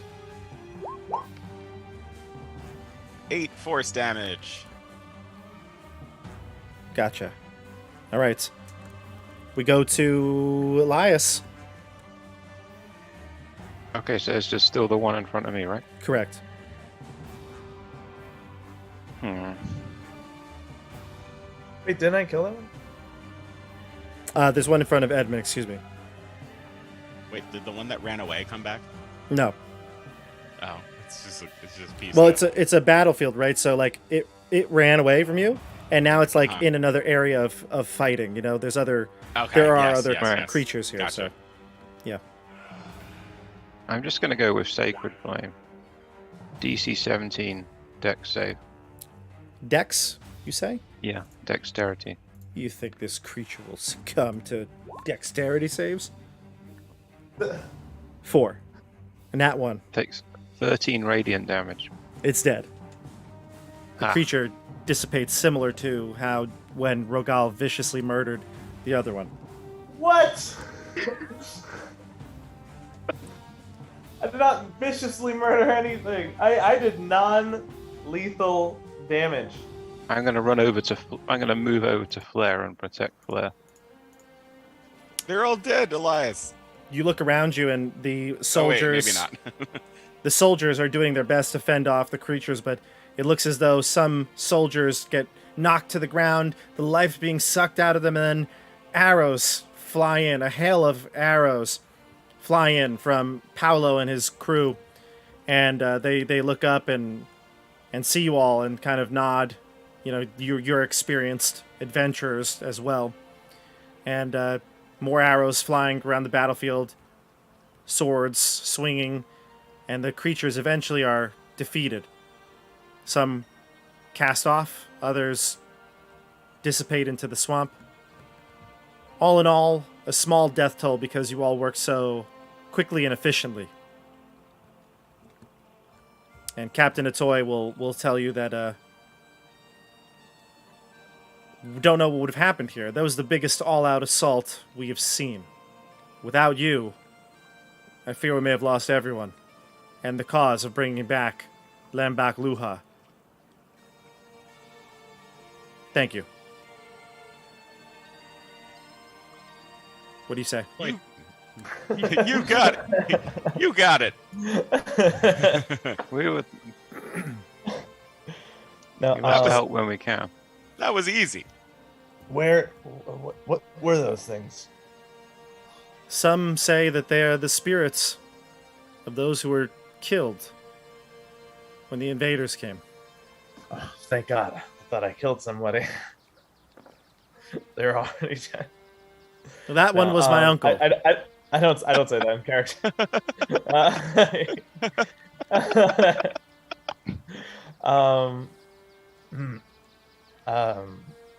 Where? How? What? Do they attack often? From time to time, yes, these creatures, they're a thorn in our side. As we explore and scout the area, try to build settlements, they attack. But we've never seen this Three much of of a them. force. Perhaps it was No, our it presence. was that dozens of them. Perhaps it was our presence that precipitated the attack.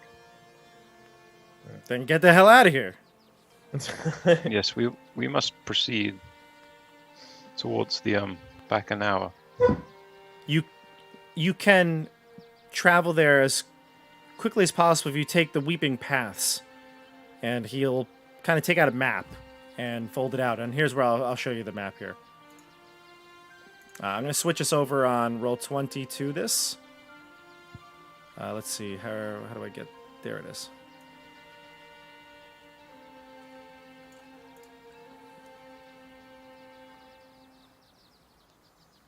Alright, so obviously this big tree here is the tree you saw in the drawing, right? That's Bathlang Puno, the home of the Bakunawa. You entered in to the island here. This is the Flames Everlasting Skybridge. I think I can make this all visible to you, can't I? Let's see if I can do it. Hey, look at that. Hey. Hey. Hey, look at that. Hey. So, yeah, this is actually working pretty well here. That is where the battle just took place. At the final steps of courage, you learned that that is the name of the encampment.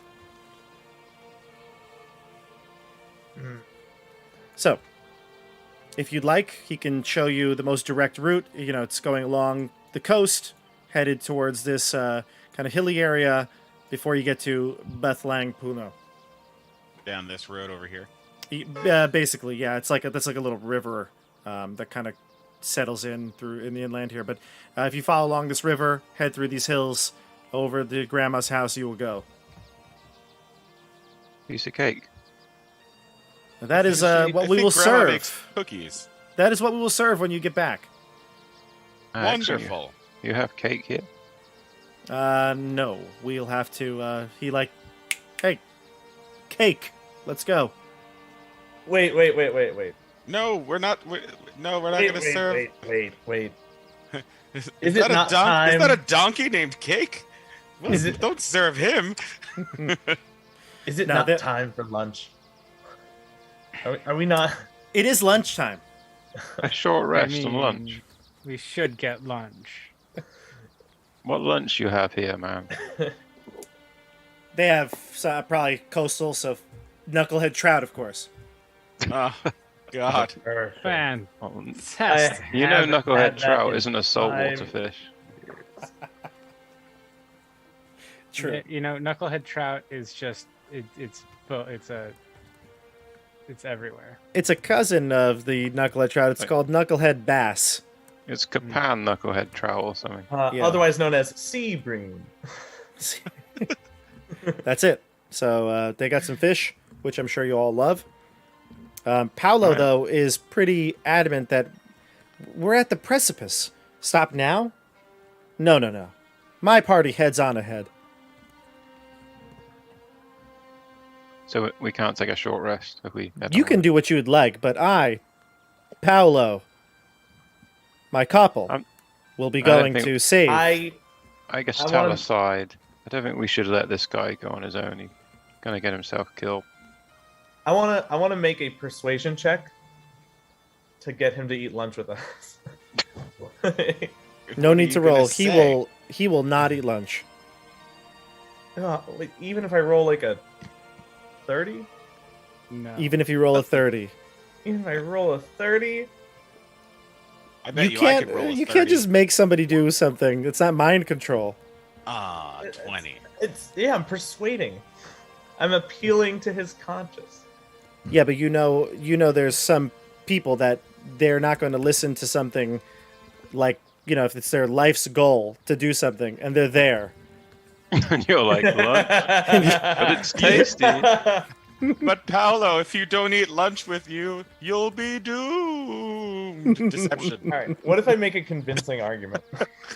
Go ahead. For You lunch. don't even have to roll. You just convince Bob. You can get this. I want to convince Bob to roll a dice. All right. Paolo, you're hurt. Let me check on you. Medicine. I go, Paolo. This is your life's journey, is it not? Is this not like where your destiny leads to? He's packing up his things, putting his longbow on his If back. you go now without No. eating lunch, you may fail at these final pivotal moments. I rolled a nature check to see if Paolo is human. I got a 0, so I He's rolled human. another nat 1. I think these dice are cursed. He's human. Well, We'll they're get them out of the way talking, now. Well, they're talking, I Snare, eat won't lunch. you stay and eat lunch? Well, we can perform together. And I start Bandito. playing my instrument. As a matter of fact, Oh, Bandito, it's a bad performance. as a matter of fact, Bandito, I'd love to hear your story. What brought you here, and how did you come to meet these people? I'm very interested in what it is that has brought you amongst the people here, the half orc that you are. He takes the toothpick out of his teeth. That's it. He looks at it as he speaks and he says, "Money, of course. I'm a man for hire." And that's what they did. You see, I met a man once that hired me, left me for dead. Didn't pay me. I'm out to get that one. Man named Derlin. I'll have my revenge. Probably by the time Tabletop Bob finishes Journeys Through the Radiant Citadel. I'll have my revenge. After, of course, Oh. I like and subscribe. He casts Oh. off his toothpick into the wind. Pulls out another one. Bandito, you are a fantastic person. And it is great to meet you. And I hope that you find that Derlin sounds like a real bastard and deserves whatever it is that comes to him. An inglorious bastard. Yes. Well, I'll get him. I'll get him. No. Bandito always gets revenge. As long as he's not something like a 20th level archmage, you should be fine. I don't believe him when he says that. Wait, you know Derlin? No, I don't know him at all. I've never met the guy. I just was warning you about anybody who might be of that level. I'll get Lucky him. guess. Lucky I'll get him. guess, I suppose. Now, it's at this point that Paolo heads off. You are more than welcome to stay. You're more than welcome to go. But Paolo and his group, they're heading off into the wilderness of the island here. I wish to go. Yes, let us journey forth. Let us try and get to Bathalang Puno as quickly as possible. All right. You head along. I'm going to change the music here. You head along the road or the path that the Captain Atoya told you about. And as you head through the jungle, the swamps, not the jungle, the ground becomes more and more bog-like, harder to traverse, slow going. After about, we'll say 3 or 4 hours of travel. Oh, I cast Water Walk on us Oh. if it gets more boggy, so we can just walk over it and we don't care. Then your group will be able to move more quickly through it. Do you want to try to... Are you trying to just stay with Paolo's group, or are you trying to beat them there? I want to stay with him. Okay. I think we should beat them there, but okay. And it's 10 willing creatures, so it can be everybody. You should Oh. also probably beat them there. Yeah. Well, decide right now. If you want to give it to everybody, they'll I'm go giving with them. you. I'm giving everyone Water Walk. I mean, we can try and go faster, but I'm not letting him get all his feet wet. It seems nasty. So then you'll get... Thinking that we're the only ones with water walk, Blair looks back and says, "See ya, suckers! Come on, Jerry, let's go!" Jerry's. Jerry could And get I'm it like- too, right? They also have Water Walk. Jerry, the I can second start running. donkey walking on water. Jerry could get it. He is the 10th person, so there we go.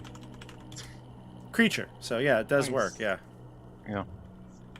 As long as Jerry doesn't turn into Artax, we're good. I get about 60 feet in front, and I look back, and I'm like, "Oh, just kidding. A little bard-friendly humor." And I just wait, and I travel with the rest of the group. I have artwork to show you here, and I can never find the artwork. That's the one thing that bothers me about Roll20. I feel like it's never Bothers where you? need it. It bothers me because I feel like it should be very easy to find, Hmm. and Does it I tabletop can't. bobber you? What? It is tabletop bobbers you? It bothers me. Bob is bobbered. While you're Yep. looking for that, don't forget to check down below in the description for all the other ways you can support the channel by joining the Discord, checking out the Patreon to subscribe, and get all of the cool maps that Bob creates for. DJ, I some of can't the- let this go. I can't. I can't. Uh, I can't let this go. This is the reunion. What would it be if I wasn't here to accost you for of course telling everyone to like and subscribe to Tabletop Bob and check out his Patreon while also checking out the Discord. Don't forget to leave a like on all the video. comment. Well- he's holding up the book. It's Make Don't sure still you're tell there. not them to bobbered comment by and like and tabletop. Don't be bobbered by Tabletop Bob's inability to bob for art. This is the type of content you subscribe for, everybody. So I'm showing you a picture through the camera of a book. Okay, this is what you see. Like it's Um, the 1980s again. Yeah. So this is a statue here. You can see the statue. It looks like, clearly of a Bakunawa. It's a small little statue. It's probably maybe comes about 3 feet high. It looks like there's a bunch of ruined some ruins in this hilly area on the map that we showed earlier, and this stands out to you. This Bakunawa statue stands out. You can see that it has something on it. It looks like it's got some sort of like greenish yellow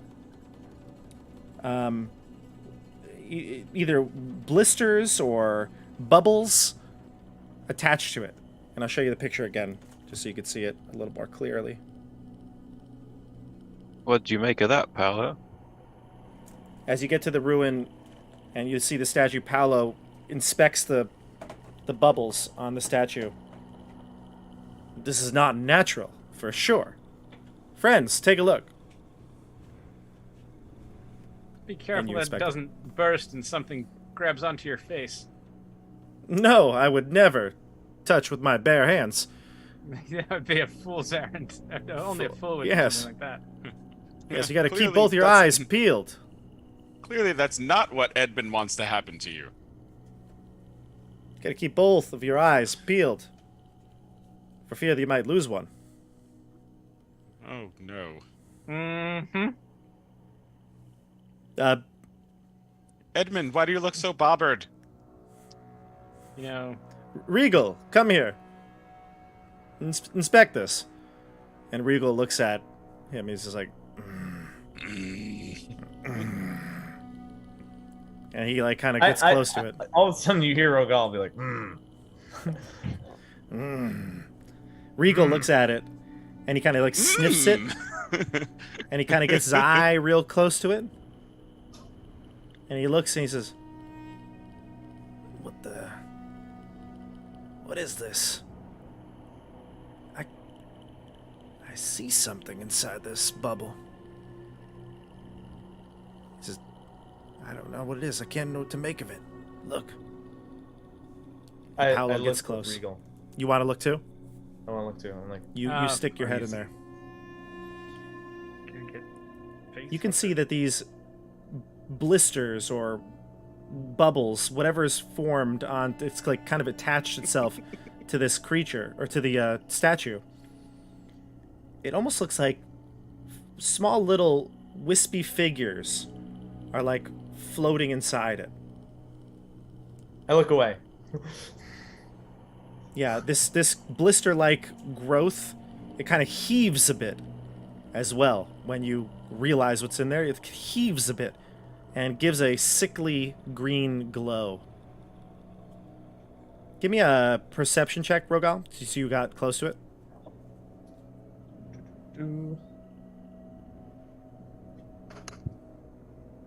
19? 19? Mm-hmm. Yeah. You can see that there are, in each of the bubbles, it looks like some sort of a wispy figure kind of floating around. Not too unfamiliar to you. The creatures that you saw before, these kind of like tiny little ones floating inside. It's been I announced, poisoned. These seem like the creatures we fought, only babies. Baby Perhaps creatures. this gives us a hint what is happening to the pack now. It's being possessed by these creatures. Paolo takes out a dagger and he says, "Then if they are truly the spawn of evil, we end it now." And he takes his dagger and he goes over to it and he goes to like scrape off the bubble. Mm-hmm. And you can see it kind of does resist his knife a bit as he kind of like tries to jab it in there and pry the bubble out. But after a little bit of effort and he some hacks and it'll pop and like the gooey miasma inside will spew out all over the place, and it gets onto some of his clothes and you could see that it's like kind of like goopy and sticky. It doesn't have any sort of like acidic property, so it's not like hurting him or anything, but he kind of like wipes it off as best he can. And yeah, he's able to kill it. It looks like it might have had some sort of armor class and hit point value, he says. Was there just one of the bubbles on it? Yeah, he'll do it to a couple of the other ones. There's only like a handful on this one. From a safe distance of like 80 feet away, Blair's like, "Hey guys! Hey! What's going on over there?" What? There's Is it safe? Is it safe over there? Strider, or what's the snare? He's like, yeah. Is it safe? He's over there with you.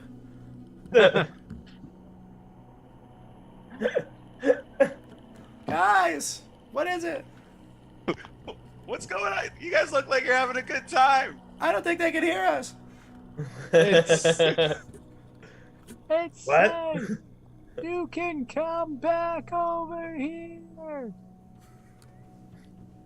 Join What? us. No, it's fine. Get what? So what do you want to do now with this information? No, I'll you come over here. I rejoin them. Come on, Snare, don't be a pansy. We just carry on. I mean, this statue tells us maybe representative what's happened to the Bacchanal. We should carry on before my water wart runs out. I don't want to get wet feet. Press on. Good one, Elias. Yes. All right. You're about to press on. You turn. You tell everyone, "Let's get out of here." Paolo popped all those bubbles, and you head towards the tree in the distance. You can see it getting bigger now, but as soon as you're leaving the area of these ruins, you can hear a whisper on the wind. Voices. Is it a dissonant whisper? It is, no, not dissonant. It's getting clearer, and you hear the voices now clearly as figures that are similar to the ones you fought before, but clearly more spectral. They don't have the sort of like the three-dimensional form that the others had. They appear in a circle around you, dozens of them, and they are whispering to you. They are telling you grim tales of how they perished. It's like one by one, not by one by, excuse me, all in unison at the same time, so it's hard to decipher. You pick out one here. I was trapped in my home. The flames consumed me. A pillar fell down on me, pierced my rib cage, splintered and pierced my rib cage. You hear all these gruesome tales of how people in this island died. And then, in unison, coordinated, they all say, "Tell us, how did you die? Tell us. No, I won't. Tell us, how did you die?" They chant louder. "Tell us." Paolo and his group, they look real confused. Bandito speaks up, tosses his toothpick, and says, "I was betrayed by that scoundrel Durlin. I was buried. Came back. I won't die again." I was consumed by a hulking mound of chocolate pudding. It was terrible. It was terrible. Paolo says, Awesome. I'm not dead, and I won't die by the hands of you all. And he takes out his arrow and points it at the various specters. A Tarask ate me. How did What? you die? Wait, no. Oh, wait, didn't I How die? did you die? We The voices died by chant. the light of Lathander. Or died. Didn't we? Like, we You did. did. You We absolutely exploded. did. Yes. You absolutely did. The star, the summer star, it blew up and killed you, along with Everard. We Right? died by the light No, of Elias. No, that was Elias. Oh, That it was Elias. Right, you're right. It That was was episode Elias. Yeah, like Elias. 10 or So 11. we yeah. both Like we died by Legitimately. the light of Lathander, Yes, and we were legitimately brought died, back yeah. by the light of Lathander. I was frozen to death by Oriel the Frostmaiden.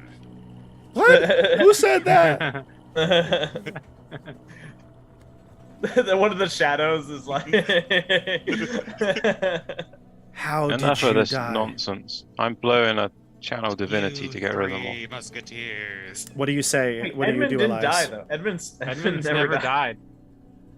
Unless he died No. within the last 5 years. You didn't know. I didn't No, know. you didn't die. Elias, do you say something or you go right to your channel divinity? I just blow a channel divinity. End this. The creatures all hiss, and I assume you're doing turn undead? Yeah.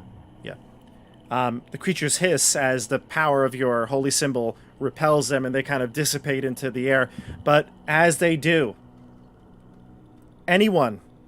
So, Edmund, you said you died by a Tarask.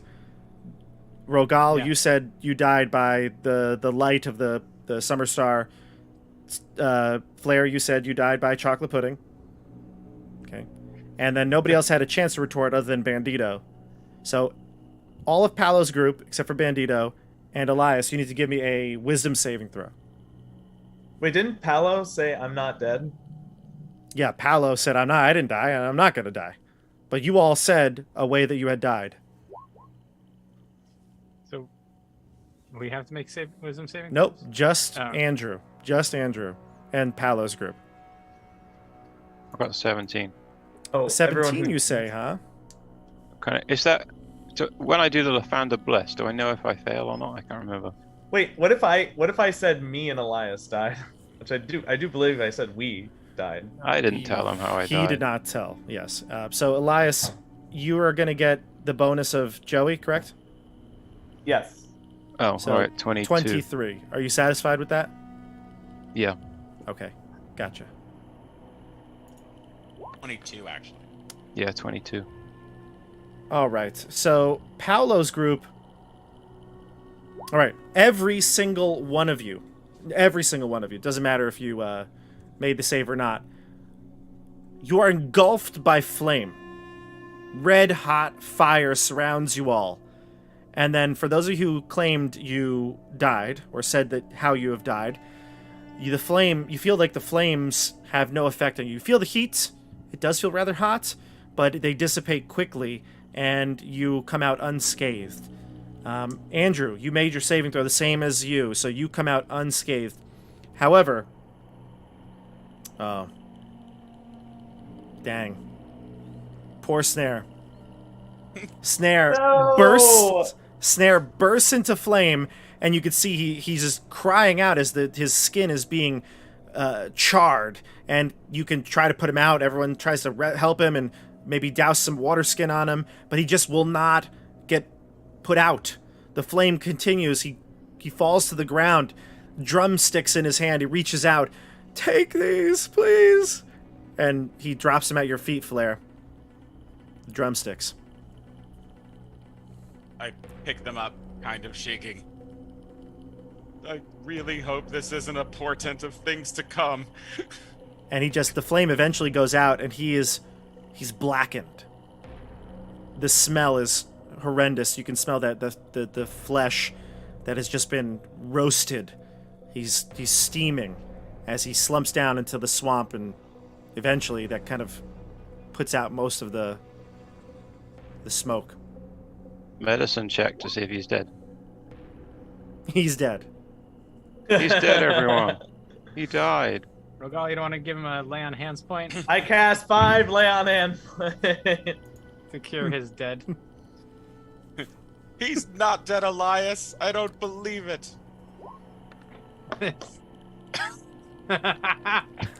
You persuade him. He's Alright, not try dead. again. No. You may be right. Let me check him again. No, He's he dead. is indeed dead. Oh, no, I was wrong. And his head falls off when I investigate more. I He thought is- his spirit might live on within these drumsticks. Quick, let me check. He's just rolling tons of skills. Every skill has been checked. Investigation. Oh my gosh. Okay, Nope. so Nothing magical about these drumsticks. Just throw them backwards. you throw the drumsticks backwards? I was gonna say you should just get rid of them at this point. Okay, you throw them backwards. Bandito catches him, breaks him in half, shatters into 1,000 toothpicks that Yeah, fall into his pocket. files some of the toothpicks. All right. Whatever you do with the drumsticks is up to you, but he dropped them at your feet as he burned to his death. All right. I pick him up. You made So- me feel bad. It's okay. It's all good. It's all good. It's all good, man. It's all good, man. Let's see here. What do you... So, you know that sometimes bards' instruments could be magical. Who knows what these sticks might give you? I just did an Arcana check. Did I feel anything? Well, Arcana check is like your knowledge of magic. It's not like identify or something like that. That's a good point. So, yeah, They could be. they could Could be. not. The power Um, was really in the drum, not the sticks. But, you know. Maybe. All right. I knock them together. And a 1, 2, 3, 4. Let's get out of here. And I start running forward. No, we're going this way, Flair. Damn it. Okay. And I start actually running forward. All right. So, you head to the tree. Correct? That's what you're going to do? Yes. Okay. Yes. All right. So, the tree. Charred roots of the size of buildings surround an open clearing with a broad patch of blackened ground. Nearby lie pieces of fallen sky bridge. At the clearing's center, writhing vines with glowing green veins wrap around a massive form of a Bakunawa. Pang Neil Nang Won rests here among the vines. These vines emanate from 4 green blister-like growths entangled amid the great tree's roots. It looks as though the creature is at rest. I'm going to switch us to a map here. Yes, that's actually going to switch over to the Roll20 view so you can even see CJ. Is that you who drew the Yeah. path? Yeah, good. Okay. That's the path that you took to get here. I'm going to switch us over to another map, though. What do you do when you see the creature lying before you?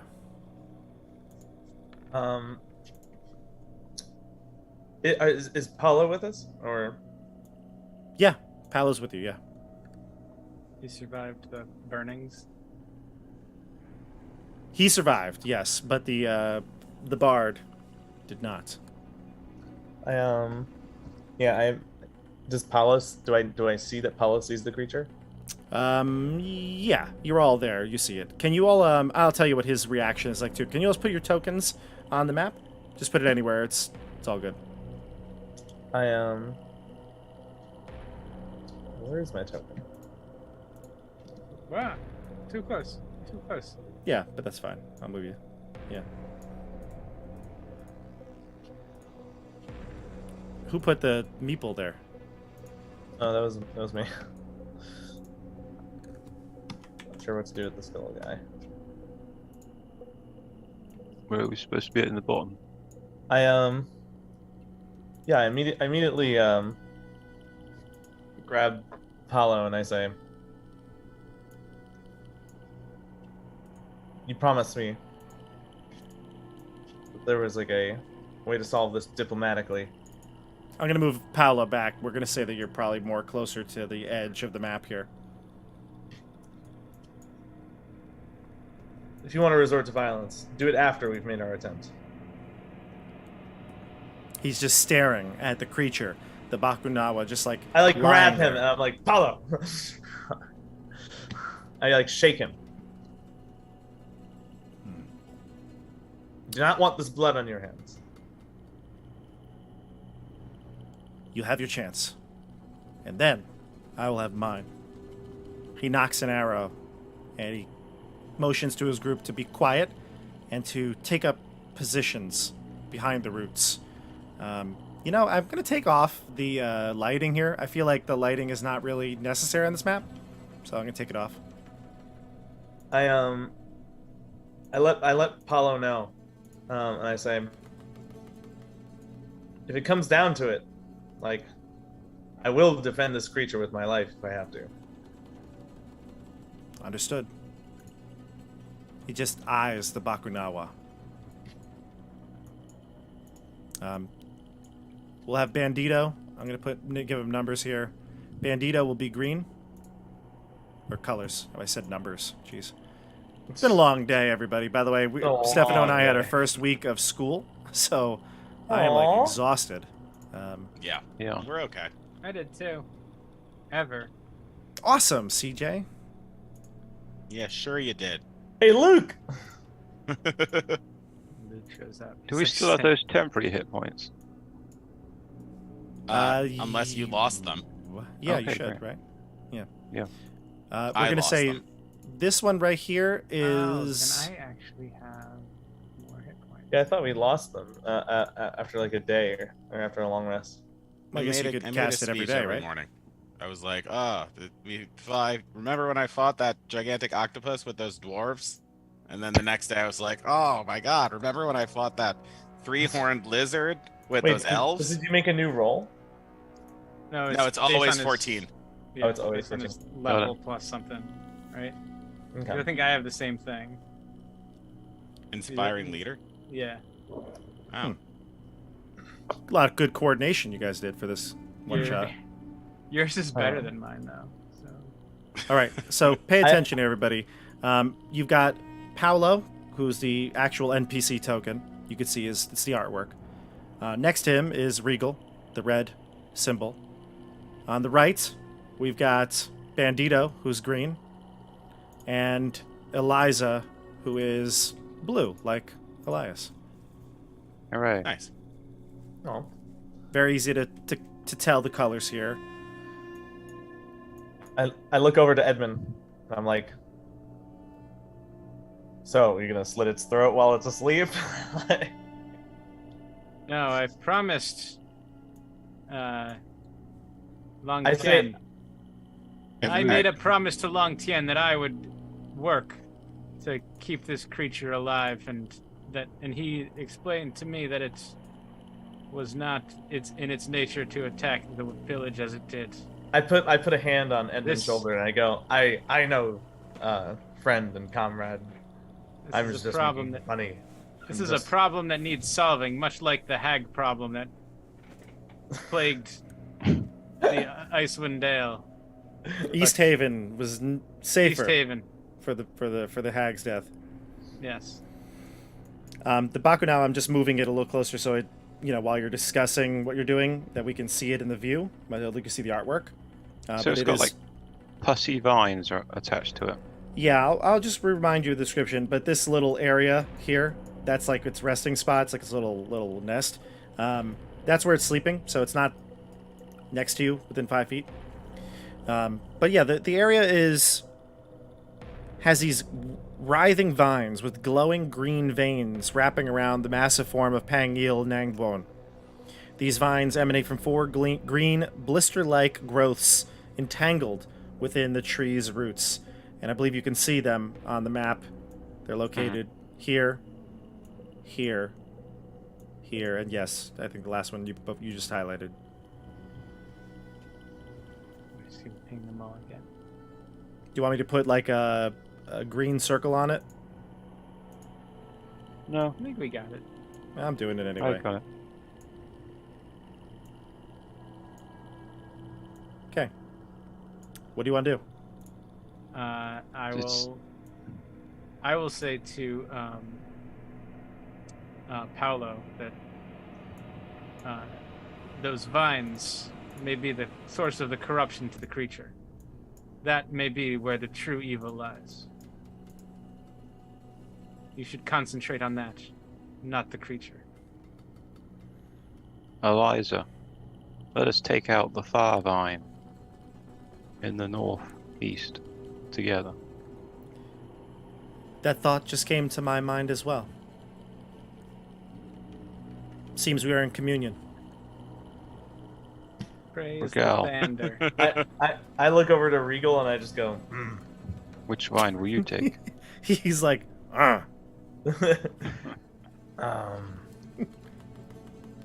Wait, which ones were already taken?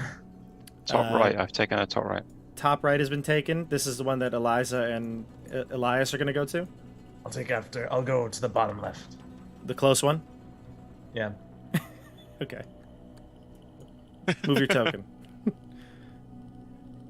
Paolo looks to Edmund and he says, "Friend, perhaps you and I, the stealthier ones, should take the one directly past the Bakunawa."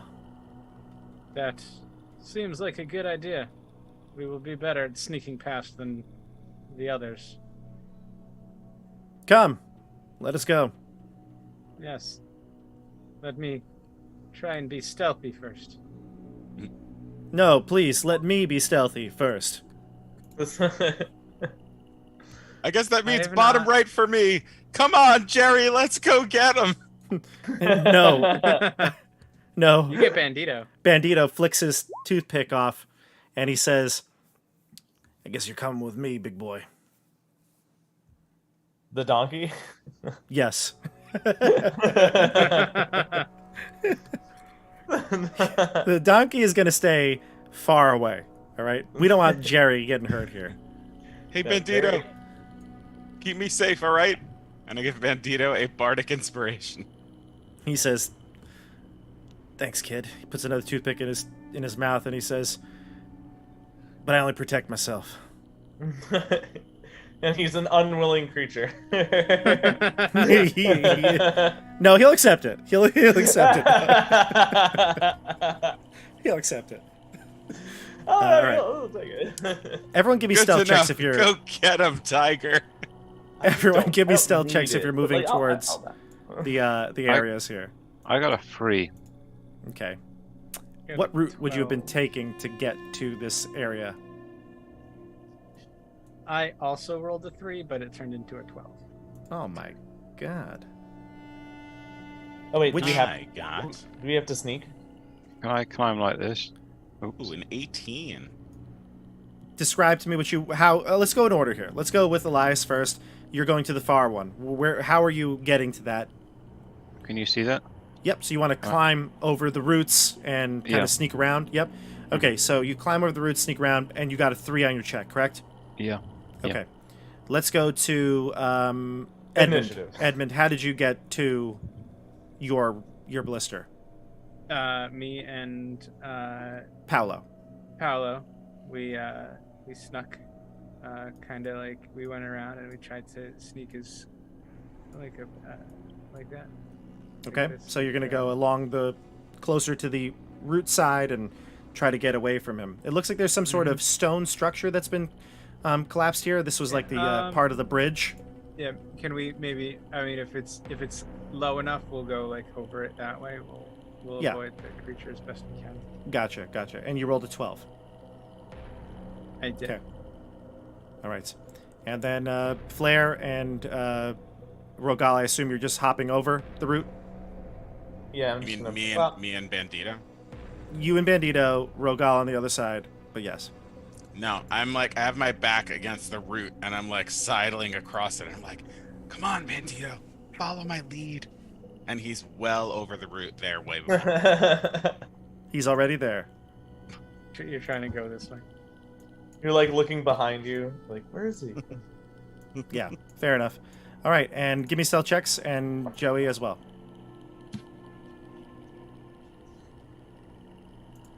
Thank God I'm not wearing my plate armor. Alright, here we go. Where is this? 19! I've been rolling hot. Nice. You don't have disadvantage for your armor? I'm not wearing any armor. Wait. You didn't put armor on like when you went on... I know you told me you were going to like travel without armor because you It's on the donkey. I never put it on. I have no armor. I have an armor class of 12. Okay.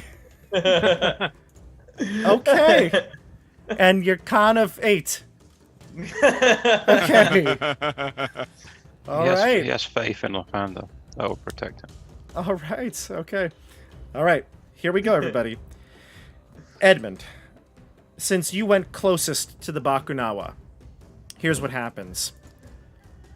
As you are, and you have a, remind me again, don't you have some sort of, what was your subclass again? The Inquisitive? Inquisitive, yeah. Don't you have some sort of, like, perception ability?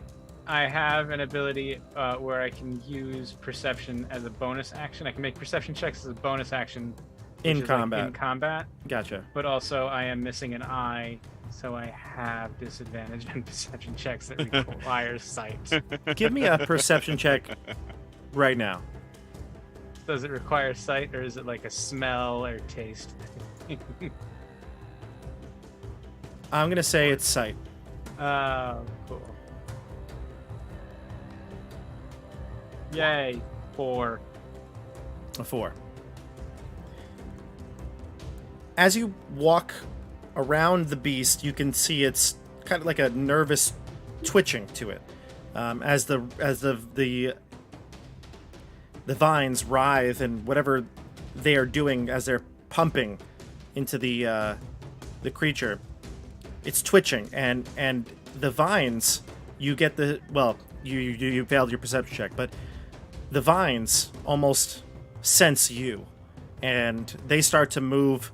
And the creature, without even opening its eyes, darts at you. I'm going to say your character was probably right around here when it happened. Right about here. So can you move your creature, your token here? Sure. Oh. And I'm going to move Paolo as well. He'll be right behind you. The creature springs into action. It is going to get an attack on you. It is not even looking at you, but it moves with such precision. It's the Bakunawa, not the vine. The Bakunawa, but it seems like the vines kind of like alerted it. And it goes to attack you with a 26. That'll hit. You're going to take 13 bludgeoning damage. I will use my reaction to... Speak up a little bit. I will use my reaction to half the damage. Okay, hold on. It's 13 bludgeoning and 8 thunder as its body kind of charges with electric energy as it hits you. And it's going to push you away from it 10 feet and kind of slams you into the ruins of the bridge here, and you fall here prone. Okay. Well, Not prone, not dead. Jeez, oh my gosh. You saw that? Sorry. What? I put an X on your body by accident. You fall prone, all right? So, say how much damage was it again? It was 21 in total. 21 in total, so half of that is 11. Yeah. Mm-hmm.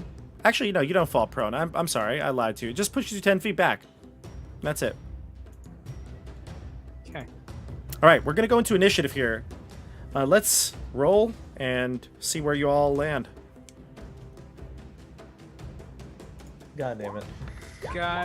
I rolled another nat 1. Doing good. 20. Got a nice 14.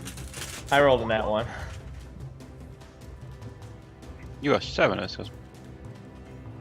So I've got Flair at 20, Elias at 14. Joey with Rogal at 7, and Edmund with a mighty 6. No, I have 1. It was 7. It's a 7, Joey. Wait, how did I roll 7? I think, is it your charisma that helps you with this, or no? It says No. +0. It's plus 0. Yeah, I you, rolled a 1. you just rolled a 7. That's all it is. Oh, I know, I did roll. Oh, Yeah, I you looked just at rolled the, the I 7. looked at the digital dice. I thought it was a 1. Ah, okay. Can't trust the digital dice. Always the chat. All right, so we're going to start with you, Flair. You got into positions everyone got into their positions, and then as Edmund and Paolo were sneaking by, Pang, Ilnang, Buon attacked. Paolo looks rather pleased as he's ready to shoot. Oh no. Bad move. He's going back on his promise. Well, Um, he would probably feel like this. No, you fight or die, right? So go for it. I have a question which I'm gonna guess that you won't be able to answer, but it's just based on the way that this spell does damage. Okay. I'm concerned that if I do Spirit Guardians, these vines will never take a turn and will never get hurt. They are not creatures. You would probably assume that. Okay. Then I'm not going to do that. Okay. But I am going to assume that this thing has a huge mess of hit points. So I'm going to turn around. I'm going to be like, Bandito, you got this one. I'm just going to move up a little bit. And I'm going to cast Synaptic Static. It's going to be kind of centered like here. Okay. And it'll hit both of these vines, but it'll also hit the Bakanawa. What does it do? Here, let me throw it in the chat. Whoa. That was actually pretty bad. You're so- attacking the Bakna. Well, I'm assuming that this thing is not gonna die from a measly 23 hit points. Why not attack the plant? Because I attacked two of them. Hey, it's a free bonus attack. You may as well. So I attacked this plant, and it also hit the Bakanawa. So everything has to make an intelligence save. And just let me know if there is a failed save, I guess, from the Bakanawa. Because I'm assuming it won't affect the creatures if it's a failed save. Okay. I mean, I'll just tell you anyway. It says after a failed save, the target has muddled thoughts for 1 minute. During that time, it rolls a d6 and subtracts that number from its attack rolls and ability checks, as well as Constitution saving throws to maintain concentration. So I'm just gonna let you know. This we're gonna say it. It goes through here, but the spell is cast. The Yes. plants do not get affected by this. Damn it.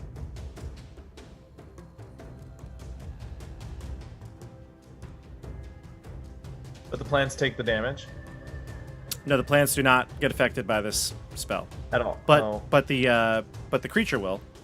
And it's a save of 16, you said? Yeah. All right. I'm like, I'll roll Blair, what? No. It's going to get a total of 15. That's going to fail. Yeah. And what were Cool. what were the downsides to this again? So it has to subtract a d6 from its attack rolls, ability checks, and I think to maintain concentration. Okay. It's going to use And it a can burn make- a legendary resistance. It's gonna burn one. Okay. Yeah. Okay. And 23 damage. Gotcha. Yes. Okay. We go to Elias. So is there any obvious weak points of this vine? You want to? Well, I'll describe the vine to you, but I will not let you investigate unless you want to use an investigation check on it, and that'll be your action. But here's the description of describe it, these blisters look like they are similar to the greenish glow of the statue you saw. So they have like a similar pustule-like look to them. And inside you see that sort of like spirit, wispy, maneuvering feature inside it. And they have vines that are like kind of leading off of them, and they kind of are attached to the Bakunawa. As you've seen the Bakunawa moving, though, many of the vines are starting to like pop off, but some are still staying connected. And how many blisters are there? 4. Just a big one. I'll smash the blister with Lightbringer and see what happens. Okay, go for it. Give me an attack roll. 18. 18. That hits. Mm-hmm.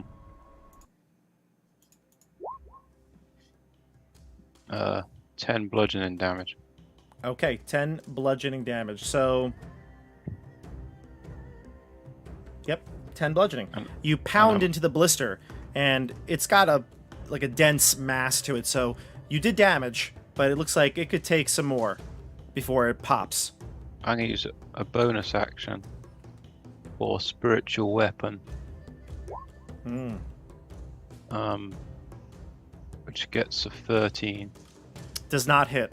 I mean, it hits, but I'm assuming it's got a thick hide that will bounce off of it. Okay. Can you give me an icon for a... I'm going to go with a lance as it's a blister. A lance. I don't know if I can give you a lance, but I can give you a circle. A spear then. I can give you a circle. How's that? Okay. Oh, anything really. I'll give you this maroon circle. Great. Okay. All right. So the vine, when you hit it, you can sense the energy of that like pustule pumping into the Bakunawa, and the Bakunawa is going to react. It is going to use a legendary action, and it's going to... Yeah, it's going to fly towards you. Yeah. 5, 10, 15, 20... No, actually, you know what? It's going to stay right where it is. It is going to look to you, and it is going to arc lightning off of its body to attack you and Eliza. Is that an attack roll? It's not an attack roll. You need to give me a dexterity saving throw. Oh. I suck at dexterity saves.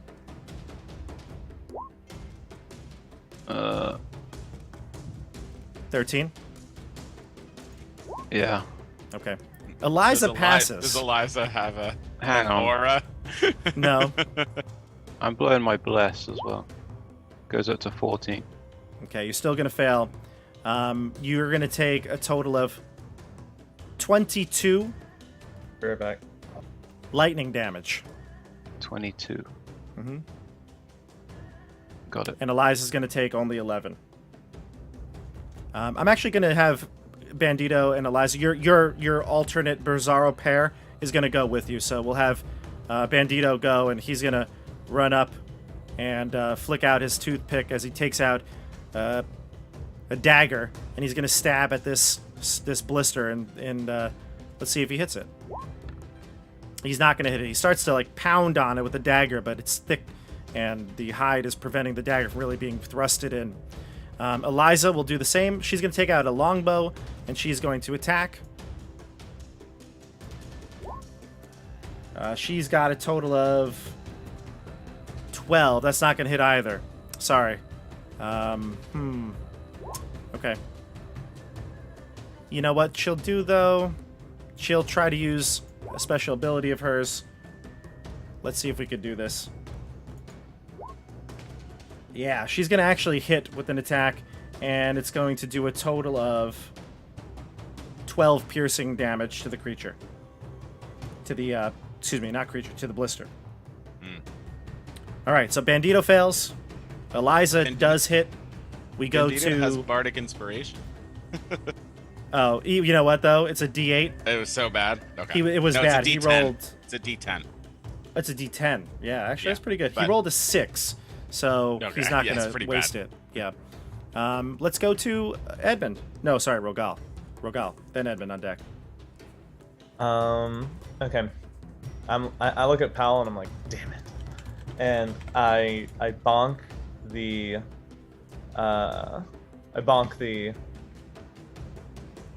what do I call it? Blister? Blister. Bakunawa? Oh, the blister. Yeah. Mm-hmm. All right. Here's the first bonk. 19. That hits. Yeah. 19 does hit. All right. I'm gonna cast level 3 smite. Woo! Look at this. Do I get a sense that fire would do more damage, or no? You have no idea. No idea. No. You know, when you were popping those little blisters, if you tested some things, maybe you could have figured it out. The guy walked up to it and cut it. But go ahead, please. Hold on. Are you okay, smiting it? Yeah, I'm smiting it. So here's the so 8 plus. I'm just gonna roll it in here because I don't know where to find it. What is a level 3 smite? 5d8? It's 2d8 and then +1 for each level you. Okay, so 4d8. 48. It's not undead or a fiend. Oh! Oh! Very mediocre rolls with That that. was so garbage. So 16? Let me Or- ask you a question. 18. And 18. let me ask you a question. What's up? Does the smite do radiant and the weapon damage is normal, right? It's magical, right? Yeah, I know, but I mean, is it considered all radiant, or is just the smite damage radiant, right? I think it's just the smite damage that's radiant. Yeah, I think so. That's what I thought. Okay, but you get the sense that smite damage is doubled. It seemed super Ooh. effective as the searing light of Lathander tears right through that blister, and it's kind of starting to spider web and sort of ripple effect all around the blister. It's hanging on, but by a thread. Elias, grab the laser rafale! You scream that out. Good thing I took Spirit Guardians, which does Yeah, radiant infantry by damage, second. and the damage will never go off on the creature. All right, I do another bonk. Okay, 15. that will not hit. Are you serious? Serious. What? Use It your has an blessing armor of class. Lathander. It's like an Oh, wait, object. yeah, wait. Can I? Yeah, you want to use your one daily blessing? Yeah? Go for it. 17. That hits. Yes. Okay. And can I cast another smite? Level 3 smite. You can. I am casting another level 3 smite. All right. 8 plus All right. 44. And that doubles to 44. So you blow up this blister. The blister erupts Like- in that gooey, pussy liquid that was inside. Just kind of spews out all over the floor. Again, it seems like it's not acidic or anything like that, so it doesn't hurt you, but you're probably covered in it as well. All right, and then use my movement to run 1, 2, 3, 4, 5, 6 spaces. Right So when you get to here, let's see here. Oh no, you know what? No. Go ahead. Go. I apologize. Go for it. Go for it. You go right to there. here. I want to get in between the dragon and Pal. Gotcha. Okay. You get in between the dragon and Paolo, and Regal is gonna just hop up here next to this root, and he's going to attack the creature. He shoots Your an best arrow, friend. and he hits for a total of 8 piercing damage. Oh. Regal, why? He's like, Paolo told me. Let's see here. All right. Yeah, that's what he's gonna do. Yeah. Okay, so 8 piercing damage to the creature, and then we go to Edmund. Edmund is going to run to this one, and he's going to attack it with Dirt and Nildar. Can you do me a favor though? Where were you? I was here. So you went like this, diagonally to it. Yes. I'll tell you right now, this ground here is difficult terrain. So it'll be half your speed. So- Okay. I don't know if you can make it there in one go. I don't know. You maybe have to double. Then You use your dash bonus. Yeah, I'd have to. Yeah, I can. Yeah. Okay. Bonus action. dash, and then I guess I can only attack with one of Dirt's daggers. Yeah. Oh, there we go. 20. That'll hit. That'll hit for not all of that, only the 7 piercing damage. All right. Yeah, that's it. So 7 piercing. Gotcha. As I stab at it. Kya, kya, did. Clang. You stab it with the dagger, Clang, clang. and I wouldn't say it makes a clang clang. Maybe like a. You try to sneak your dagger in there, get the and pus then- out. Oh, sorry. There's also 4 psychic damage. It doesn't seem to go through at all. Ah, okay. It seems immune to psychic. I think Stefano. I Figured don't know as if I made much. that clear, but Yeah. all right. So the end of your turn, it's gonna go now. Paolo's gonna go. Excuse me. Paolo is gonna take his turn and shoot with that longbow. However, he's a bit too. I used my reaction to give disadvantage to Paolo. All right. Well then, he's gonna roll a 11, which is not gonna And? hit. Yeah, the arrow goes wide, and he looks at you as you probably tried I to used put my shield. your staff up or shield up, to block his arrow, and he's angry with you, and he says, "We had our chance to break those blisters, and now We can still do it. What are you talking about? the creature."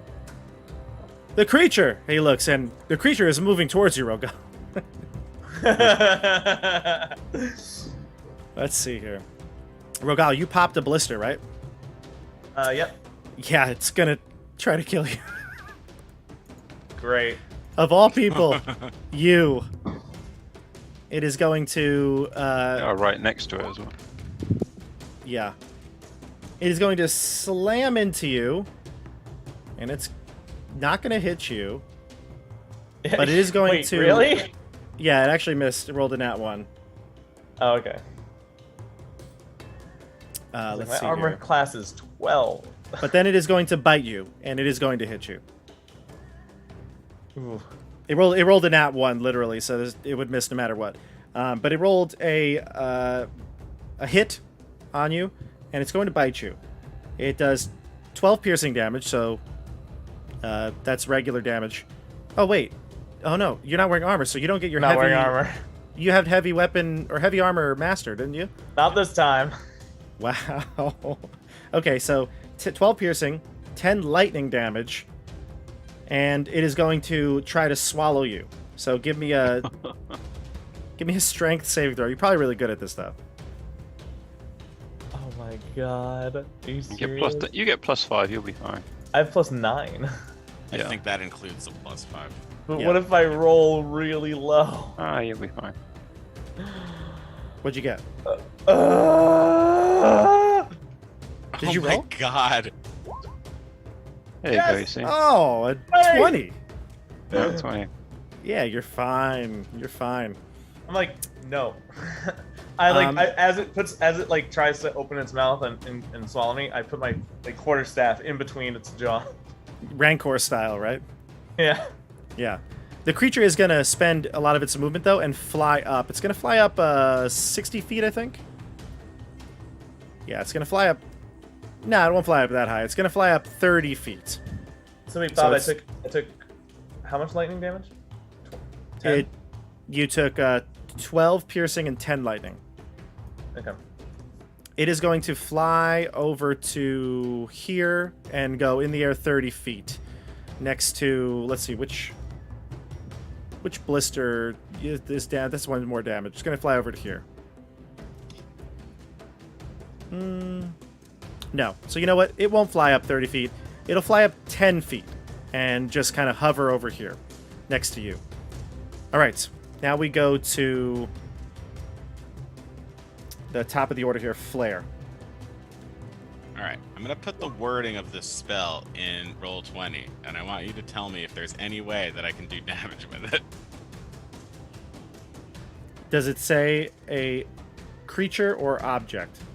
Well, it says a creature, but every spell says a creature. Some say objects, Some say targets. targets. Yeah. So I think no. Because, like, even Shatter says each creature in a 10-foot radius. Sure. And, like... Well, does it- Dissonant Whisper for- says a creature... Well, that's something about hearing, so that definitely wouldn't work. Let's put it this way: if it were a tree, would shatter destroy the tree? Probably. I don't know. Would it destroy the ground? Would it destroy a rock? That's, I don't That's know. a good point. I don't know. I don't know. And all these are is I think that they are not listed as creatures. They are objects. It says they are medium objects. So I feel like the spell's got to target an object. You know, like that's why weapons are really good, because they can hit an object, right? I understand. So I think that's the case here. But if I'm wrong, chat will let me know. And No, I think you're right, because Andrew said some of them say target, and I just looked at Yeah, Eldritch I was Blast. just looking at some. So, all of the spells that I took are useless. it'll work on the no. Bakunawa. What are you talking about? No, I am not attacking no. the Bakanawa. I'm gonna back up over here, and I'm gonna attack this blister twice with Eldritch Blast. Because I think that's it. You don't want to attack the Bakunawa? I don't. Okay. Fine. Alright, Eldritch Blast twice. A 2. I'm gonna use a reaction to use Silvery Barbs Wow. to give myself advantage. Wow.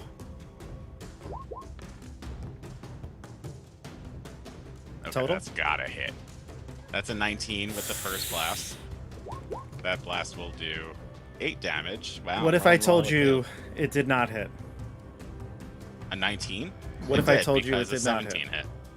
What if I told you a 19 did not hit? Oh my Uh, God. I That hit would with be- an 18. You told me a 19 didn't hit. I already used my reaction, so I can't. No, actually, I can't do anything. Well, So a 19 good, doesn't hit. because it hits. I'm a I was jerk. just asking. What I'm a if? jerk. All right. I'm assuming an 8 doesn't kill it. That's the only damage it's taken so far, right? No, it took some damage. A couple people shot arrows at it and stuff. Oh, okay, Um, cool. So I'll throw another blast at it. That's an 11. That sucks. Okay. Then I'll use a bonus action to heal myself because I'm flare. And I'm just blowing all my spells. It's a 5. Can you healing word yourself? I sure did. Did you use oh no, not a bonus action, a reaction use, right? Yeah. Okay. And I used the cantrip as my spell. Right, healing word is the first level. Okay. All right. So that's your turn, Flare. At the end of your turn, the creature is going to use a legendary action to attack Elias. Yeah, we'll do it to attack Elias. Warden gonna- flare if it's an attack roll. It's going to use the lightning again, so give me a dexterity saving throw. No, I suck at this. 20. A 20? Mhm. Nice. You're going to take, instead of 24 lightning, you take 12. Got it. And Eliza will make the save as well. And she's going to fail, so she's going to take the full 24. Okay, now it's your turn, Elias. Alright, first of all, my spiritual weapon is going to carry on attacking it. That's not concentration, correct? No, it's not for some reason. Gets an 11 again, man. Does not hit. And then I'm going to fire 3 scorching rays at the Ooh. target, which is the. what Am you I call it. correct, everyone? Do you get disadvantage if you're in engagement range of another creature shooting a range attack? Yes. Yeah. No. So it's got you in range because it's within 5 feet of you, but it's also it's 10 feet of you and it's got to reach. Oh. I could be wrong. It could be 5 feet, just straight up. If you I'm want to still look it up, we within can 5 feet. retcon it. But I think because he's attacking the blister, right? yeah, but I think it's just if the creature is next to you, you get disadvantage. I'll look it up. Keep rolling, Elias. Well, you would have to step back to get regular. Yeah. But then you can I take would an have to attack of step opportunity back. on you. Yeah. Yes. So it says if you are within 5 feet of a hostile creature who can see you and who isn't incapacitated. So even though you're within range of it, you are not within 5 feet of it. So you're okay. Oh, you're gonna say I'm okay. Okay, I'll take that. Well, it says you're not within 5 feet of it. It's 10 feet. I made sure to say it's flying 10 feet away. Oh, okay, No, great. he's. Wait, you're attacking the Bakanawa or the blister? The blister. Oh, so how is the blister 10 feet away? The blister's floating 10 feet. Yeah, but No, the no, blister's no. not a creature. The Bakunawa, I thought that perhaps because the Bakunawa can reach him, that he would get disadvantage on a range attack roll. It says when you're making a range attack with a weapon or a spell or other means, you have disadvantage on the attack if you're within 5 feet of a hostile creature. It's not the creature you're So attacking. it's not just hostile. The Bakunawa is. But it's not So within 5 if you're within 5 feet of a hostile creature, even if you're not shooting at that hostile creature, you could be shooting at a creature 100 feet away. But if that hostile creature is within 5 feet, you get disadvantage. Right. So are you saying the blister is not hostile, so he doesn't get disadvantage? I'm not saying a that creature. he's not 5 feet away. The From the Bakunawa blister, is 10 he feet is. away from him. But you keep talking about the The Bakanawa. Bakanawa. He's attacking the blister that he's 5 feet away from. I know, Yeah, but it it's doesn't not- it's doesn't not a matter. creature. You could be attacking something that's far away from you, 100 feet away, but if you have another hostile creature within 5 feet of you, even if you're not Oh. attacking the hostile creature, it Yeah. imposes disadvantage. That's very confusing. I'm But the gonna want to Bakanawa go is- over that after the stream. Okay. I think But I it missed doesn't- everything anyway. But it doesn't in this case, because I made sure to say the Bakunawa is within 10 feet. So it's not imposing disadvantage. So you got a 11... sorry, I a got 12, 11, excuse me. a 12, 15, 14. Okay, so the 12 misses, the 14 misses, and the 15 hits. Oh, really?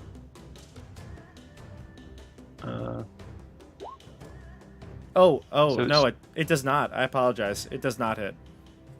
I Oh, just made a mistake. I apologize. If I move, am I going to get attacked with a reaction? Yes. As long as you move in a direction that's away from it. But if you go like, Oh. if you were to go like this way, just stay along its perimeter, you would not. Okay, let's do that. 5, 10, 15, 25, 30. Okay. Eliza will go. She'll take a shot at the. She's reasonable. She'll take a shot at the pustule.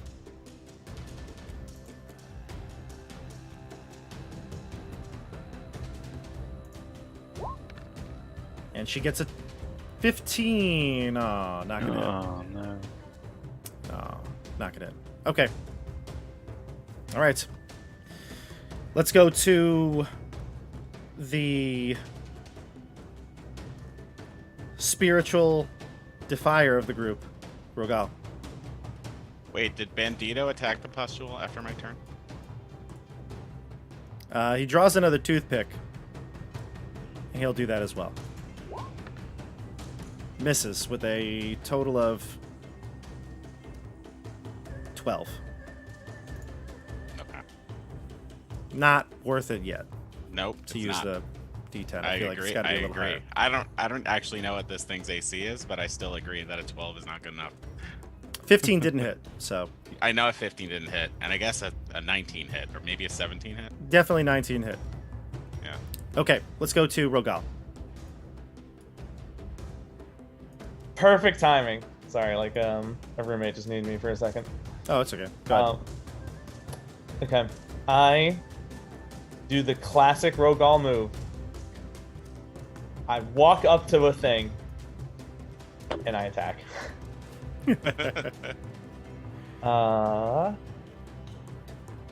Yeah. 13. Does not hit. Second attack. 13 again. My God. Nope, you miss. Bonus actions or no? That's it, right? I'll spend. Damn.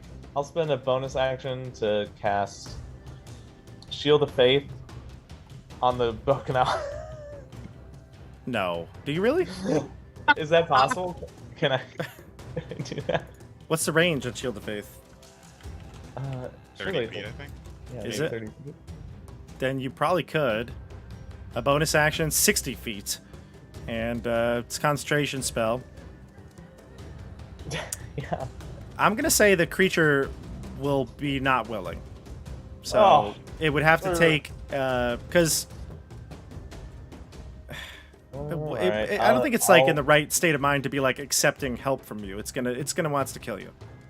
I'll cast So. it on Elias. Elias? Okay, so Elias, you get a +2 to your armor class. Alright, that's the end of your turn. We go to Edmund. I'm gonna throw So it has arrows to be from willing. Regal. It doesn't say it has to be a willing creature. Oh, well then, Huzzah! Joey, you wanna give it has to Pang +2 Yil Nang AC. okay. Got it. Done. Edmund, you're up. It's just a creature. I will attack the pustule. Okay, go for it. Dearth. Oh my god! No. Another one. Has anyone rolled Jeez. above a 5? No. Guys, we are not representing. I will attack with Nildar. Ugh, No. Fail. I've God, not these- rolled above a 10. These I don't think anyone's pustules. rolled above a 10. Except for my Lightbringer attack. Edmund has gotten rusty. Edmund's rusty. Edmonds. Yeah. Paolo and Regal both aim at the Bakunawa, and they're gonna run for cover here after the end of their attacks. And then we go to the Bakunawa's turn. So we're gonna have this creature. Both of them are gonna hide behind the roots here, and then the Bakunawa goes. Let's see here. Elias, give me a. Sorry, actually, I'm gonna attack. It's gonna bite you. Alright, Ward in Flame. Disadvantage. Okay. What is your armor class? It's 20 right now with Shield of Faith.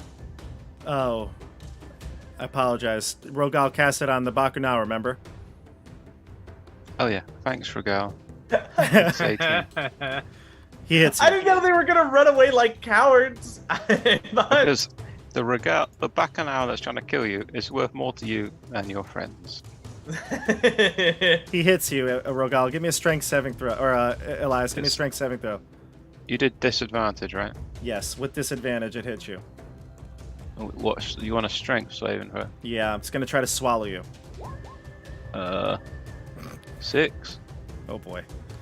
All right, so it's gonna do a total of 13 piercing and 6 lightning, so 19 in total. 19. You are now swallowed. A swallowed creature is blind and restrained. You have complete cover against attacks and other effects outside of the Bakunawa. At the start of each of the Bakunawa's turns, you are going to take some damage as its gullet is beginning to digest you. Yes, yes.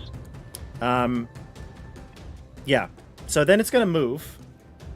And you're attacking blisters over here. It's going to move and fly over the two of you. And is going to slam into... Let's see. Rogal, you didn't hit a blister yet, did you? Edmund, you didn't hit a blister either, did you? No, I did hit. I did kill a blister. Oh, right. That's right. You did kill a blister. It's going to attack you. Yeah. That's right. You blew up the first blister. I revoke my Shield of Faith. It's going to hit you because your AC is what? 12? Okay, you All take it needs to get is 7 probably bludgeoning. 2. 7 bludgeoning. 5 thunder. So 12 in total. And it's going to push you into the ruins here. 5, 10, right here. Into the ruins. We'll go to... Wait, we'll do how much diagonal. thunder? Don't go diagonal. 5 thunder, so 12 in total. Okay. It slams into you. We go to Flare now. And Elias, I'm going to put you inside the beast. Nice. All right. So I just read all of animate objects. And unfortunately, the animated objects can only attack a creature within 5 feet of them. They can make a slam attack against a creature within 5 feet of them. This is actually bad. Yeah. I can't believe it. This is something I never would have anticipated ever, and I will never make this mistake again. You have a rapier. No. What do you mean no? You do. Do it! Hey, wait, and are you College of Valor? You say you have 2 attack. You have multi-attack. You're fine. I pull out my rapier, and I'm like, Didn't we talk about this? we did. We did. We said, I got a rapier. That's probably why at school you're like, well, maybe you should carry a weapon. Oh my god. I didn't think All right. that far into advance, but I just said maybe you should carry a weapon.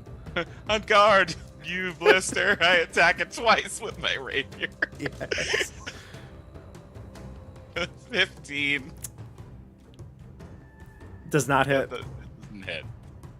I think it's either a 16 or a 17. We don't know. I attack again. Get a higher than an 8. Yeah, 24. You hit.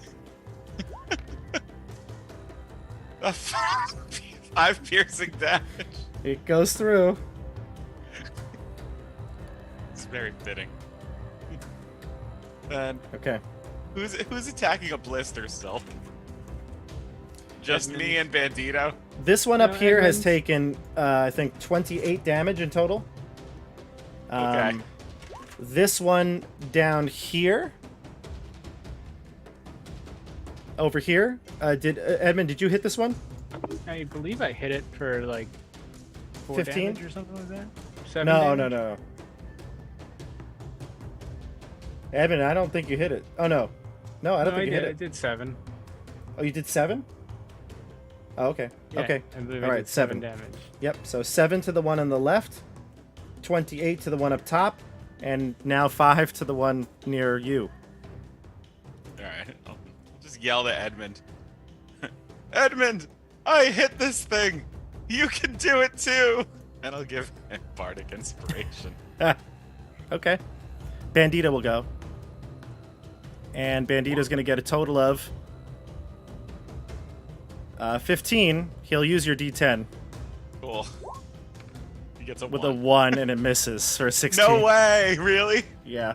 That's amazing. 16 does not hit. 18 hits. So we'll see. All right. We go to Oh, man. the creature. It's going to use a legendary action, and it's going to slam Edmund. Edmund, No. what's your armor class? I used my reaction to disadvantage that. Okay. Disadvantage, a total of 22. Oh. That hits.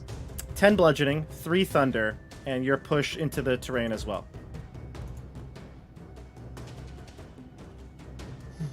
All right, now you go. Oh, I'm gonna You have go, that. Elias. You're inside the beast. Use my Can I reaction take to some half kind that of... damage. You can use reaction to have it, yeah. Yeah, okay. Can I do some kind of test to try and get out? Sure. What do you want to do?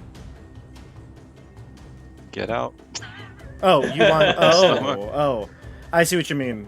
You want to like try to Unrestrain like myself? Get out? So it's not a grapple check. You are Yeah. swallowed whole. So the only way to get out would be to like teleport out, or you assume that if you were to maybe do enough damage, you could maybe it could regurgitate you out, but it's not going to release you. Okay. So what would you like to do? Hmm. Well, I Make- guess. So I'm blinded a lot. Oh, not all of them I have to see. No, but yes, if anything Okay. requires you to see, it's pitch black in here.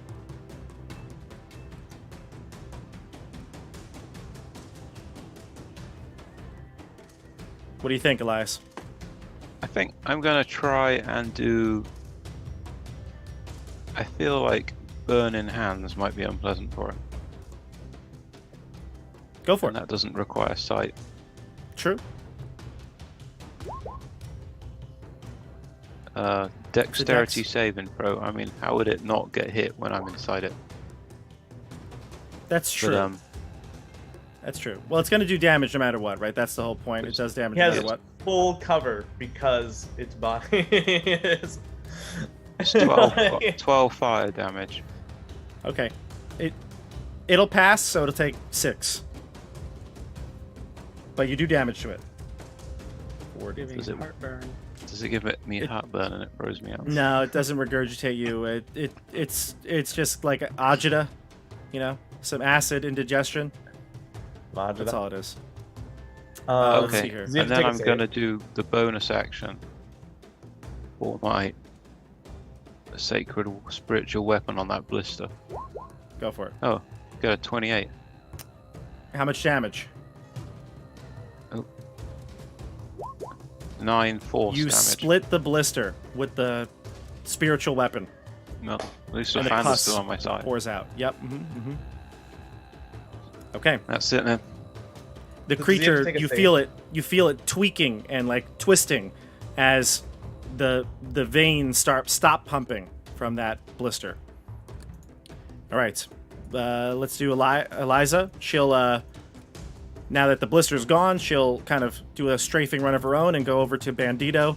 She's gonna shoot the Bakunawa with her arrow as she runs past, and she's gonna get a 12. Not gonna hit. All right, we go to Rogal, and then Edmund, you're on deck. All right, I as I'm shimmying over to the blister, I'm speaking in Draconic, and I'm like, "Please spit out my friend. I know you're a majestic creature." And I attack the blister. Go for it. Here we go. 21. I'm You'll gonna hit. second level smite. Okay, do it. So regular damage, 8 plus This will be 4d8. 3d8. Oh, it's second level. Gotcha. 17, which doubles So 34. 34 plus 8. Yep. So this pops as well. Boom. Wow. Okay, that one pops as well. So 3 of the blisters are popped. Just the one by Flare and Bandito is not popped. It's going to use its reaction to attack you, though, with the slam. Let's see here. We got a total of 24. That's gonna hit. 11 bludgeoning, Wait, 9... Can I keep moving though, or You could. Where do you want to move to? 1, 2, 3, 4, 5. Okay, fine. Yes. So you go there, and then at the end of your turn, it takes its second legendary action, and it is going to slam into you. It's going to do 11 bludgeoning and 9 thunder, so a total of 20 damage. How much hit points do you have left? I'm down to 14. Okay, and it's going to knock you 10 feet backwards.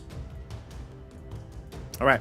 That's the end of its legendary action. We go to Edmund, and I'll roll for Regal and Paolo's attacks on it. Wait, this way? Why not? Why not like this way? 1, 2, 3, 4, 5, 6. No? Can I see this over the vine or no? Over the root? No, you'd have to go around. Okay. Bonus Or climb action. over it. Yeah. You could.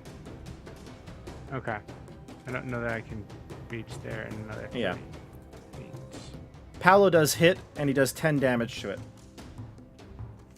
Can I get onto it?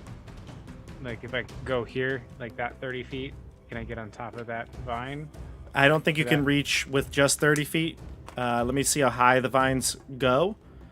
They're pretty tall at that point, like on the opposite sides. They're pretty tall. They spiral downward. So if you're like here, like Eliza could see this one, but I don't think you can see. What if I like prop my shield up, and he jumps on top Yeah, of me. can I Wonder Woman it? Can we Wonder Woman it? No. Why not? You're not even close to it. You're like No, 15 feet He away walks- from where he wants to be. No. Here's what I'm saying. So he goes 1, 2, jumps on me in the air. No? No. Does that not work? You are 15 feet away from the spot that he wants to climb. Then it's got to be like, let's say it's like 20 feet up. There's no way you are propelling him 15 feet that way, 20 feet that way, a human being. Wait, he's Maybe gotta if jump. maybe if he was fired from a ballista, he'd be able to get over there. Maybe. No, CJ, I think these are like 20 or 30 feet up.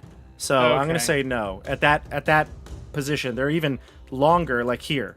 I should have probably made you like take some climb checks on them, but they spiral down. So I would say that let's just make an arbitrary distinction right now, so we don't have to worry about this.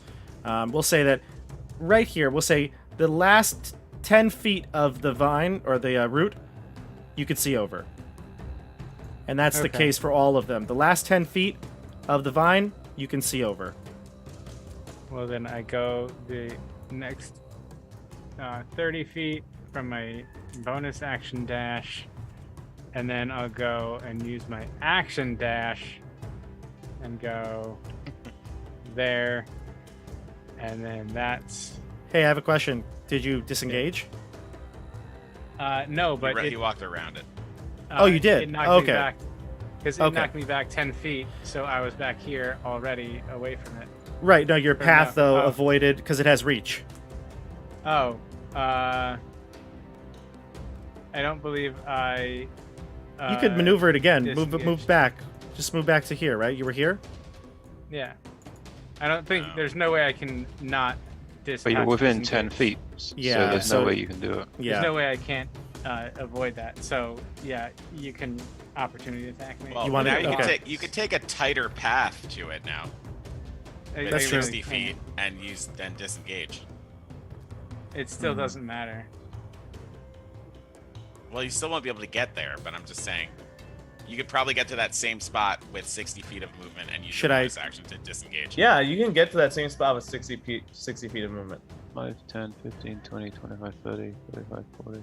Was your plan to attack, though? Well, there's still it's still a double movement from here because that's difficult terrain. These two spots would be difficult. That's true. No, but that's here, isn't it? You were there, so it would only be one space would be doubled, so 10, and then 55. Yeah, it's 55. No. Yeah, You're yeah, here, it's 55. So It's that's 55, CJ, but that's there's- CJ, let's just avoid the little details here. Do you Yes, if you can get to that's like roughly here, I didn't like roughly in disengage. this area. I did do not you wanna- disengage. Disengage. He wants to get hit. No. You want to get hit because you I- want to make an I- attack, right? Yeah, I can't. Okay. Yeah, Can't make an attack. I He can't could. make an attack. He could, couldn't he? No, because he used his he used triple movement to get there. Yeah. Oh, triple movement. No. You just dash once, no? No, I had to bonus action dash and then regular dash. I can. I can. I mean, otherwise, either way, I'm not going to disengage. If I try and get there, So, and have, CJ, if an you want to action get left. here, is that what you're saying? You want to get here, that spot? yeah, Even that's with as far the- as I can get. Yeah. Okay, I see what you're saying. He's- So then he has a you want to desire- disengage. He has an unhealthy desire to have his character get hit. CJ, am I making attack of opportunity or are you disengaging? You're making an opportunity attack. You're making an I attack. am. of opportunity. Okay. I'm making attack of opportunity. I rolled a 26. Okay, that hits. Take 11 piercing, 10 lightning, and a strength saving throw. and his strength save. So 21 half.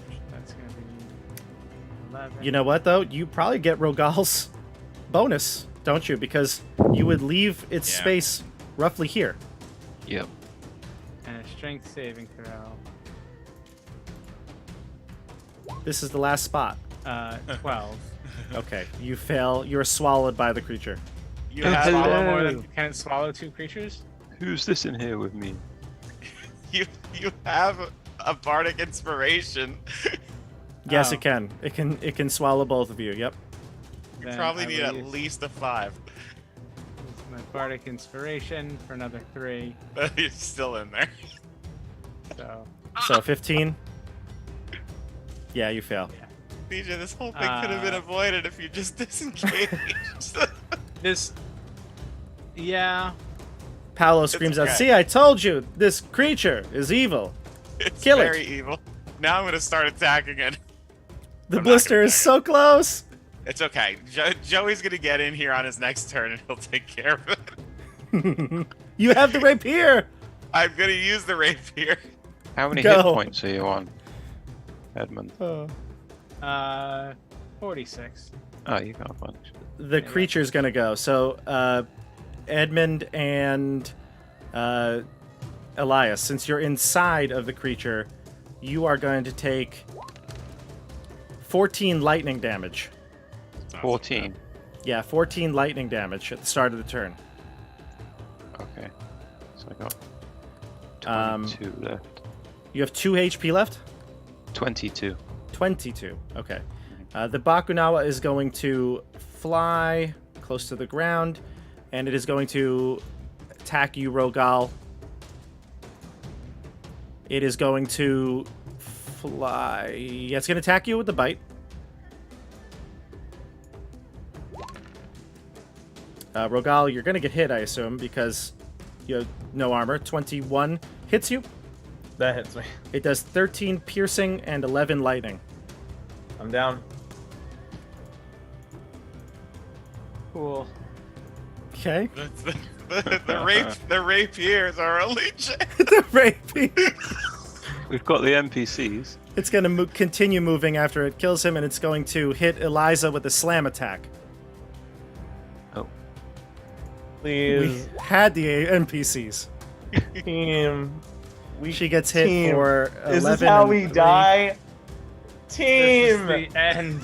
We- The end of the Icewind Dale. We're gonna be curve. fine. You gotta have faith.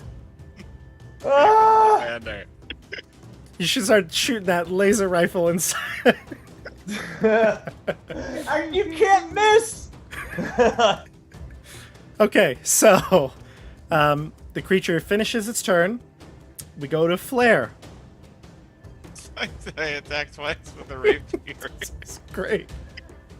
Hold on. First, I'm gonna use a reaction to give myself advantage on the first attack.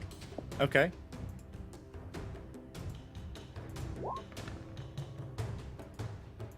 A 17. Now, does that hit? A 17 hits. Okay, so let's big damage. 1d8 plus 3. It's a 1 for 4 damage. I attack again. This is just nuts. A 10. Does not hit, but the 4 damage goes through. The blister is pulsating with energy as you start ripping into it. Okay. Bandito. Ready for Bandito? Wait, here's my question. Okay, go Can ahead. I use my movement to try to climb this route, and would I be able to climb high enough to be able to see Rogal? No. The route... Yeah, you could climb up it. Yes, it would take an athletics check, see if you could get up it. Okay. Or an acrobatics? No. Was he going to flip up it? Yeah. No. Bandito will does tell you. hit, though. Bandito does hit. And actually, I think I gave him a I do dagger, th- but he should actually have a mace. I don't get up there. Okay, so you slide back down. Yeah, you slide back down. But he does hit for 8 damage. Okay, so I want to tell you that Bandito, because I'm a Valor Bard, can use the 1d10 to increase the damage. Oh, he used it last turn, though, to increase the hit value. Oh yeah. So, did you give it to him Damn it. again?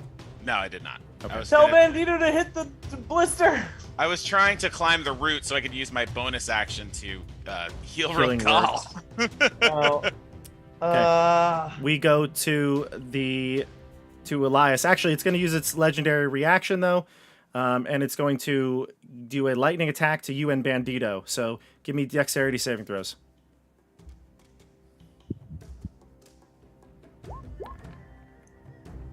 All my rolls suck today. 15. Rolling. How many hit points do you have left? Me, I have plenty. Oh, you do. Okay. doesn't do that 69, much 69, dude. Well, not anymore. You have 23 less. 23 less. 23 less. It does 23 damage to you. Okay. And Bandito as well. Bandito I should roll for. He's going to fail because he's got... Yeah, he's a 9. He fails as well, so he takes 23 damage. Bandito looks like he's hurt real bad. Throws another toothpick out. He like flicks it in the direction of the Bakunawa. We go to Elias. My spiritual weapon is going to move to here and attack the Gotcha. Watson's face. The Bakunawa Yeah, it's going Go to try for and cut me out. It got a 14. does not hit. And then Man. I am going to pray for divine intervention. Okay. So I roll a percent. This is an actual thing. It's a Oh, you're crit. using You have your to divine get- ability? What do you have to get a 10 or less I have to get a 10 or less. on a D100? Olafanda, remove us from the belly of this beast so we can fight in your name. Nope. Oh. He doesn't hear me. We've drawn his light, now we've done his aim of bringing the dawn back to the Icewind Dale. The great spell. Let's see. Liza gets up and shoots a arrow at the Bakunawa. Liza, hit the goddamn blister. She hits the Bakunawa for 10 damage. Okay, we go to you, Rogal. Your death save, please. And we got another Regal is going to shoot a longbow attack from far off. 23, Where he hits is the Regal? Bakunawa for 11. Okay. Bakunawa's taking a lot of damage, actually. Where is Regal? I can't even see In him. this Regal. No, Regal is on the other side. He's been popping out and shooting an arrow shot Oh, that's from the other Regal. side, yeah. Paolo So will go where's- after Edmund. Where's Paolo now? He's next to Regal. I didn't roll my death save yet. Go ahead, Rogal. Death save.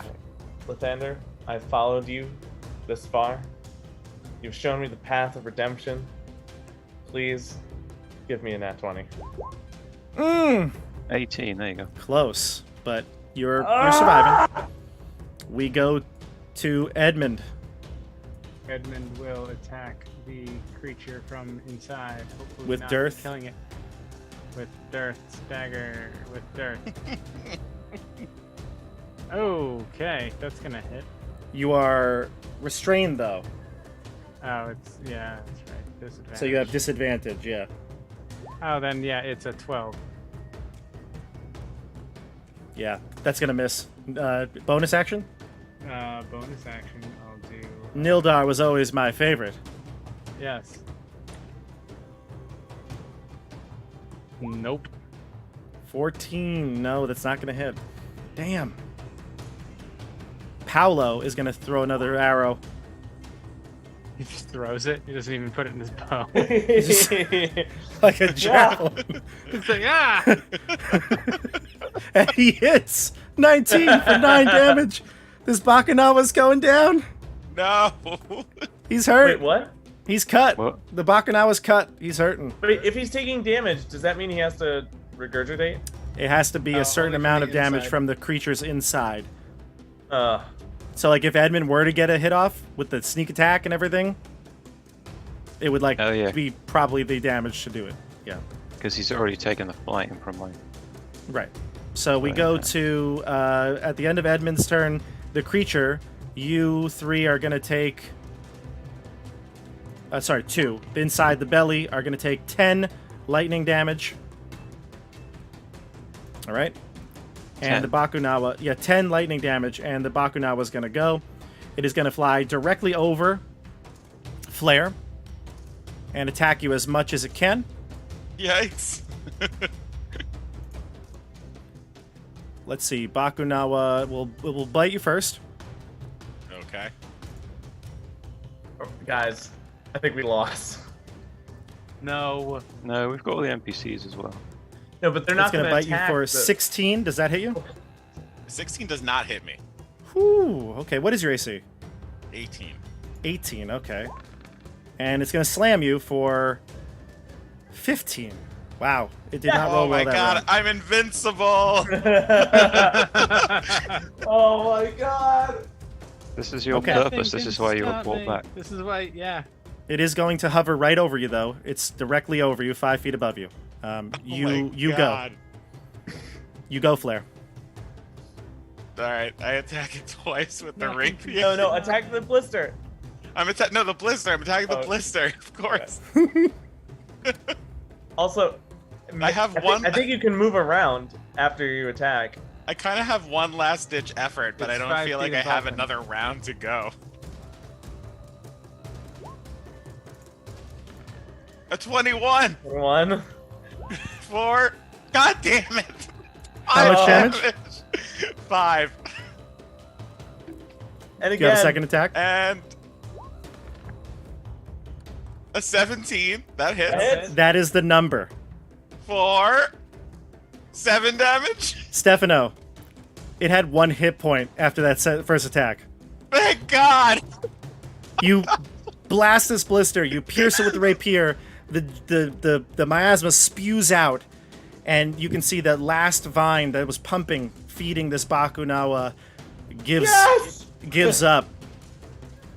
And the Bakunawa kind of just like writhes in pain and spirals in the air. It flies up like 60 feet directly, and then it's going to like come down and like with a thud crash on the blighted ground where it rested before, as it just kind of writhes around on the ground. Everybody inside it is going to be regurgitated over here, right next to Rogal's body, we'll say. And Oh, then, and then Bandito is going to, he's going to whisper to you, Flare, and he's going to say,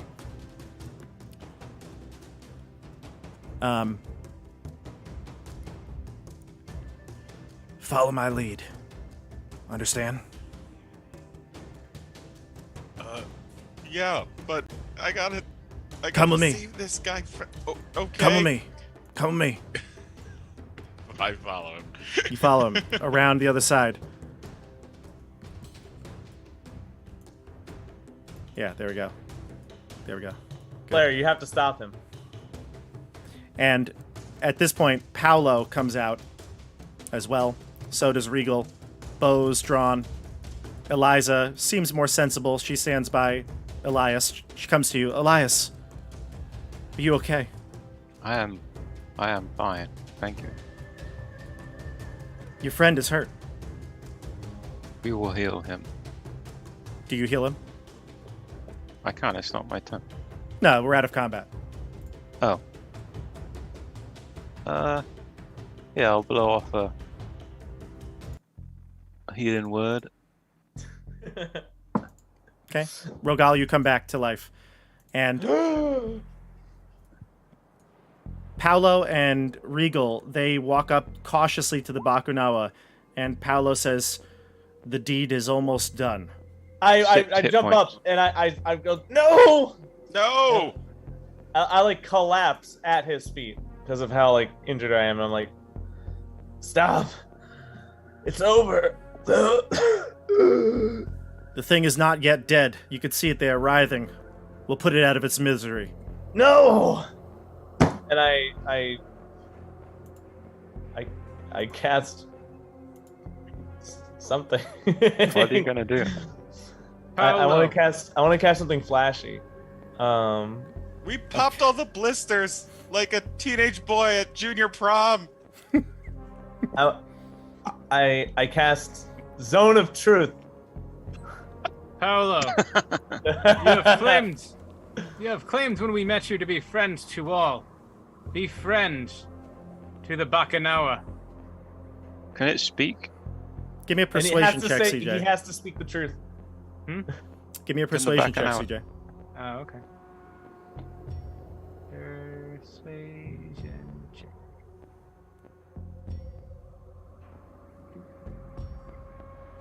Hey, 13. At 13, he says, "Yeah, and you? Same with your kobold hatred? Oh,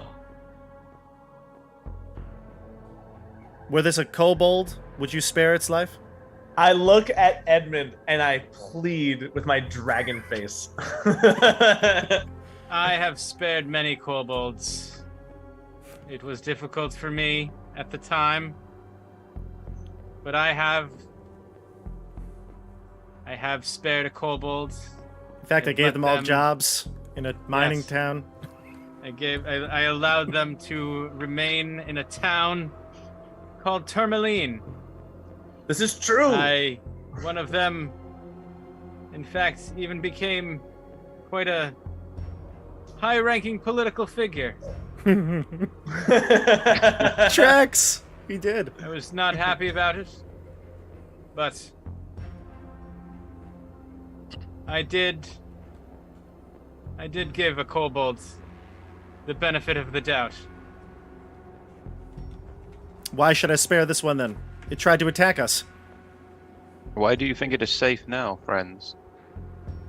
It tried to attack us because of these things that were pumping evil into it.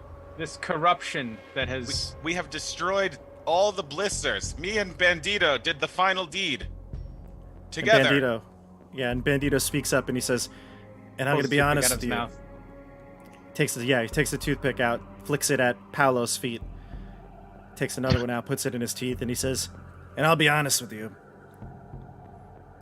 There's about 6 of us, and 2 of you. You touch this thing, we're not getting any reward. And then, I won't be able to buy that weapon that I'm gonna kill Durlin with. And if you stop me from killing Durlin, you're next. Paolo looks at all of you. The Bakunawa Regal kind of like shrugs and steps aside. Steps over to this side. And Paolo puts down his weapon. And he says, I will let the Bakunawa face judgment by the people of Deyao Long Gone. He has committed crimes, and when he comes to, he can explain himself.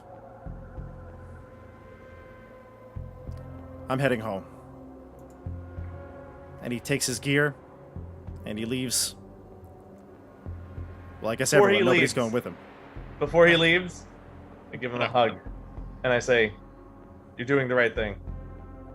He's gonna firmly and politely decline your hug, but he will. I'm he'll give you delirious. just so, one like, I just one sort of nod. lean on him as he pushes me.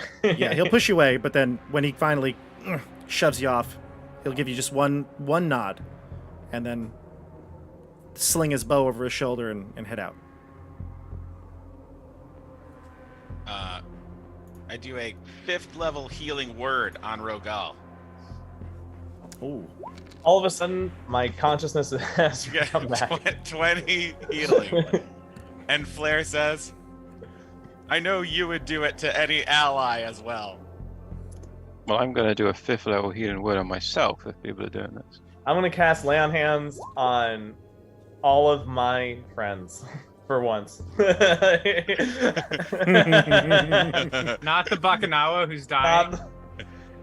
Not until all of you get Lay on Hands. Aw, look at that. He's learning. So, Pang Ilnang Buon is resting, and after maybe an hour or so of just kind of like recovering, the creature rises, and it can speak Draconic, and it can translate, I think, for Rogal can translate. But the creature will tell you a couple of things. It'll tell you that basically, it doesn't remember when, but those vines started growing. Without realizing it, it corrupted its flesh. Its mind was basically controlled by these vines, these growths, these blisters that have been plaguing this island. And although he came here to drive away some of the spirits, he hasn't done a good job of taking care of himself. And so he's going to make sure that he rids this land of these blisters and growths and do as much as he can to repair the damage of Calipang. Nimuel, when you get back to the area, she is going to talk to the leaders, and they're going to seek a council that they could come to some sort of justice for what had happened, because many people died in the attack on Calipang. Whether the Bakunawa will have to do something for them, it's going to be instrumental in the rebuilding process. And they obviously thank you for reaching out and not killing this creature, this beloved creature of the region. Clearly it was under the influence of some foreign entity, and you did not resort to killing it. For that, you're all going to get 600 gold pieces from the Calipang government. And those drumsticks, Stefano, now that you've had some more time to analyze them, they're going to act like a necklace of prayer beads. I haven't decided exactly how they're going to function as drumsticks. Probably has to be as you play instead of like praying to a bead. But we'll talk all about that another time. And if we end up reprising the Roll of Flare again, you got some magical instruments to use. And Go get Julius back. yeah, next time we'll play Julius. And that, everybody, is Between Tangled Roots, the level 10 adventure from Journeys Through the Radiant Citadel. And I'm so happy that we, the Iceland Dale crew, got to reprise our roles and play this specific adventure. Yeah. Because how suited was this adventure to this group? It was so soon. I was like, there's a dragon that is clearly evil, and yet there's a way to negotiate or try to save it.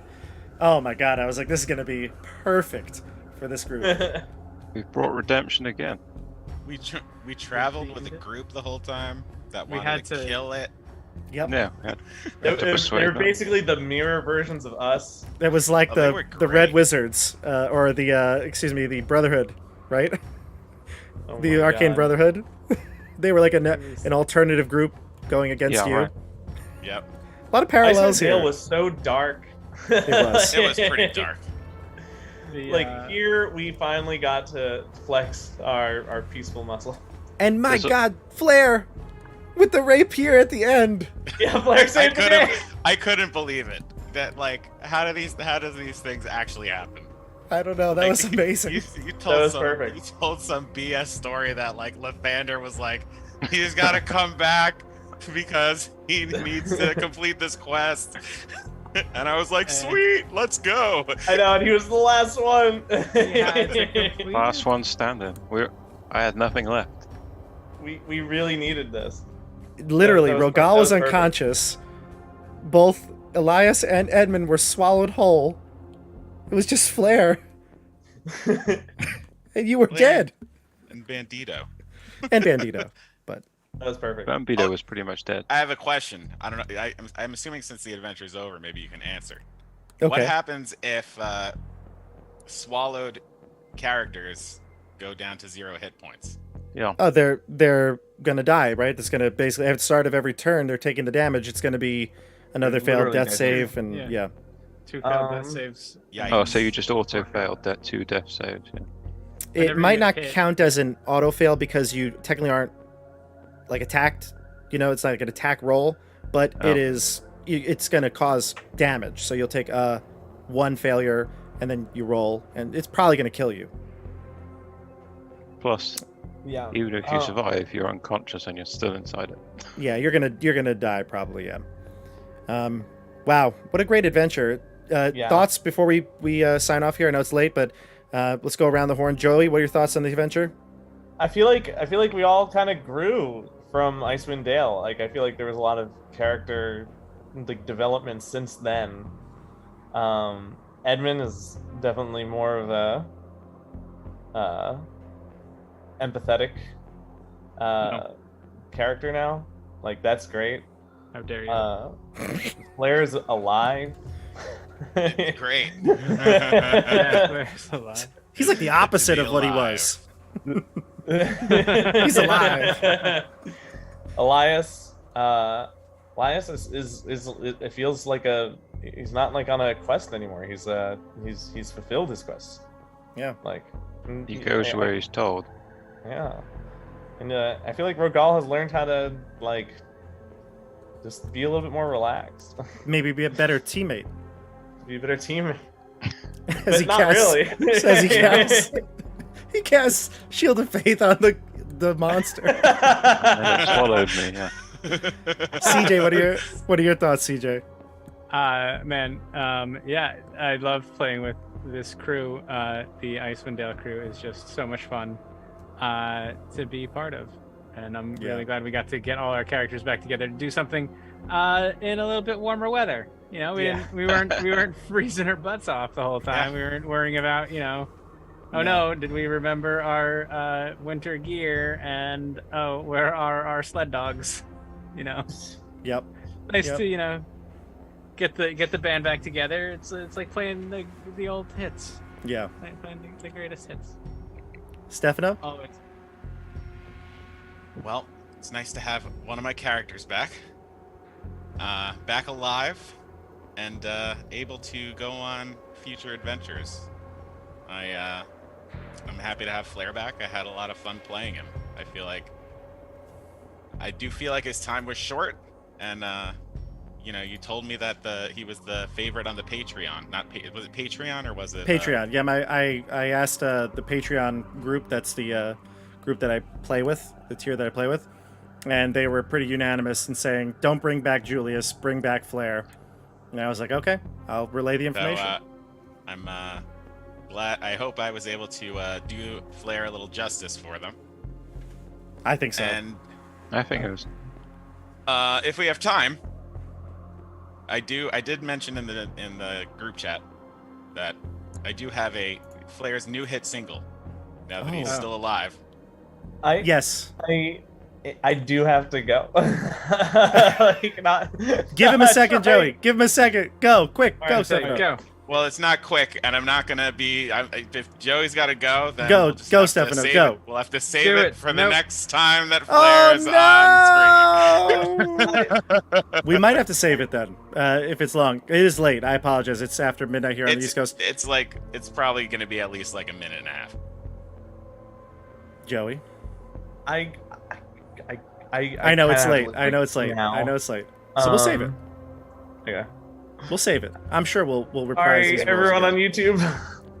You just ruined everybody's day, but thank you. And Andrew, I'm sure you enjoyed this as well. Nice to bring back Elias. Enjoyed very much playing with this group, and particularly with the adventure design, I particularly enjoyed having the other group of adventurers, because I can see if we let them go ahead, that could be funny, because we'd get there and all be dead, or they'd be running away. Yeah, We exactly. go with us, they help, and if they come afterwards, there could be conflict with that. So I think that's a good element of the design. I liked it a lot. This was a good adventure, good for us. Thank you for watching, everybody. This was a blast for the run for this group. Super silly, but I think it had some really touching moments, and that's kind of how I feel about this Icewind Dale crew. Serious when we need to be. And thank you again. Tune in next time to hear Stefano sing his rendition of Flair's song, and we'll see you. It's called "I Was There." I love it. I love it. All right, everyone. We'll see you on the tabletop. Have a great night. Like and subscribe.